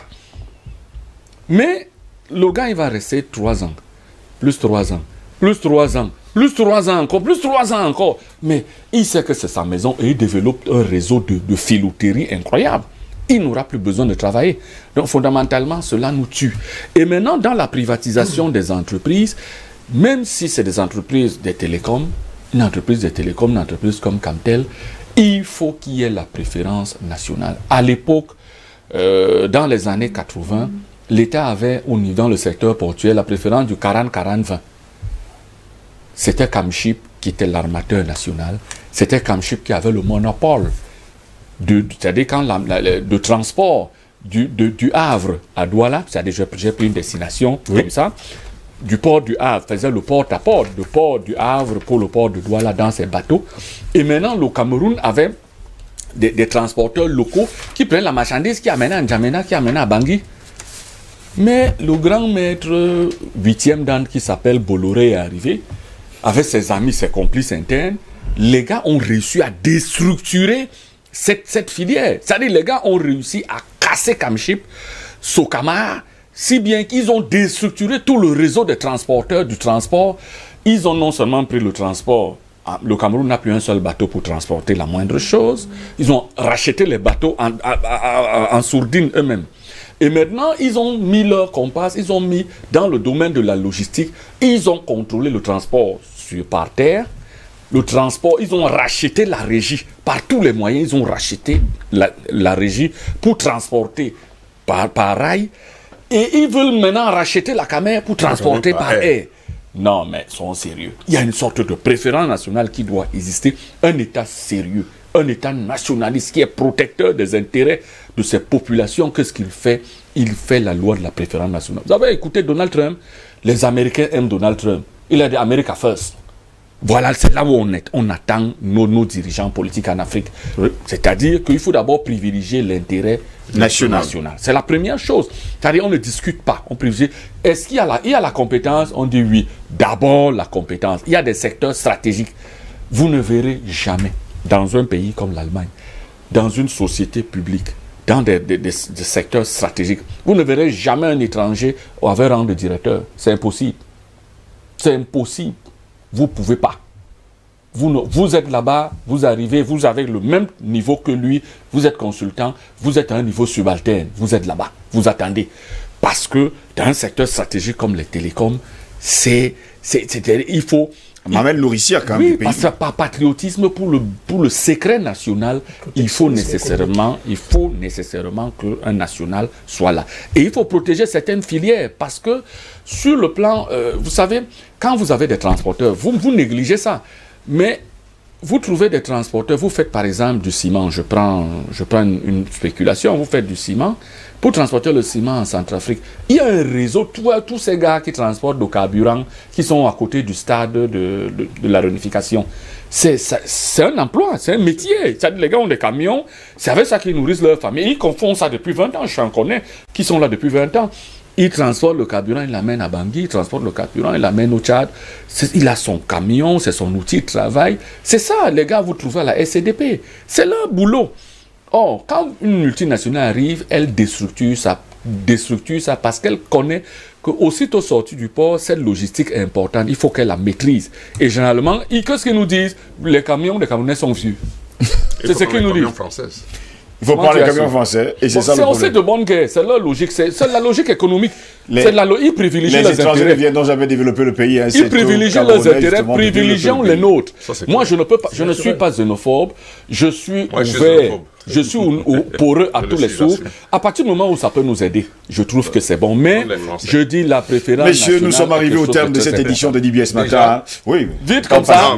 Ajoutez encore une heure. Non. Je donne le mot de fin. Quelques secondes. Parce que le temps est terminé. Merci pour cet honneur. Un dernier pour étape. Vite comme ça. C'est terminé. Merci pour cet honneur, vraiment. Vous avez le mot de fin. Je voudrais dire à l'attention de l'intelligentsia africaine que lorsqu'on parle de l'impérialisme français, ce n'est pas la haine des Français. C'est une réaction panafricaine normale. C'est une revendication pour un bon partage des revenus. Voilà. Donc vraiment, je déplore le fait que les gens prennent ça mal. Je rappelle un journaliste camerounais qui disait bien que le panafricanisme, c'est un humanisme. Merci. Ce n'est pas du racisme. En l'occurrence, M. Jean de Dieu ici, que je salue en passant. Merci. Merci beaucoup, Diabaté Mandé, d'avoir été là ce matin. Tu dit qu'il y a encore quelque chose? Non. Merci également. Je voulais citer Ruben Oumiobe en parlant de la France. Oui. Il dit, on nous taxe d'être contre les Français. Il dit non, nous ne sommes pas contre les Français. Au contraire, nous aimons le peuple français qui nous a soignés, qui nous a aidés dans notre lutte de libération. Mais nous haïssons les colonialistes qui nous ont asservis.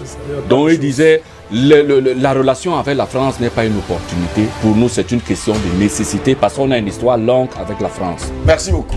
Merci à vous également, à Simo, d'avoir été là ce matin. Merci au docteur David Bienvenu Kake Kongolo. Je rappelle qu'il est co-auteur justement du livre La régulation des télécommunications au Cameroun avec Bité et la Ulrich qui est justement, il faut le dire, doctorant. Ça, il faut le dire, il est doctorant et titulaire de master de recherche en droit public et surtout actuellement inscrit au cycle de doctorat de la faculté des sciences juridiques juridiques et politiques de l'université de Douala où il prépare justement son doctorat. On parle bien sûr de la régulation des télécommunications au Cameroun, cas de l'ART. C'est de l'ART qu'on parlait justement ce matin. Merci beaucoup, docteur. Bienvenue, Kakei Kongolo, d'avoir été là ce matin. Merci de m'avoir invité, d'avoir permis d'éclairer la lanterne plusieurs sur ce domaine. Mais c'est un domaine qui est en mutation.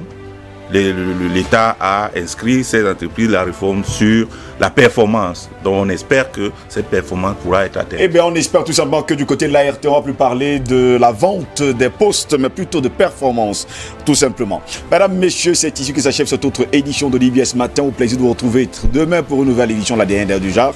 Restez sur DBS, l'information est en continu sur notre chaîne. Bonne journée à toutes et à tous et à demain. Au revoir.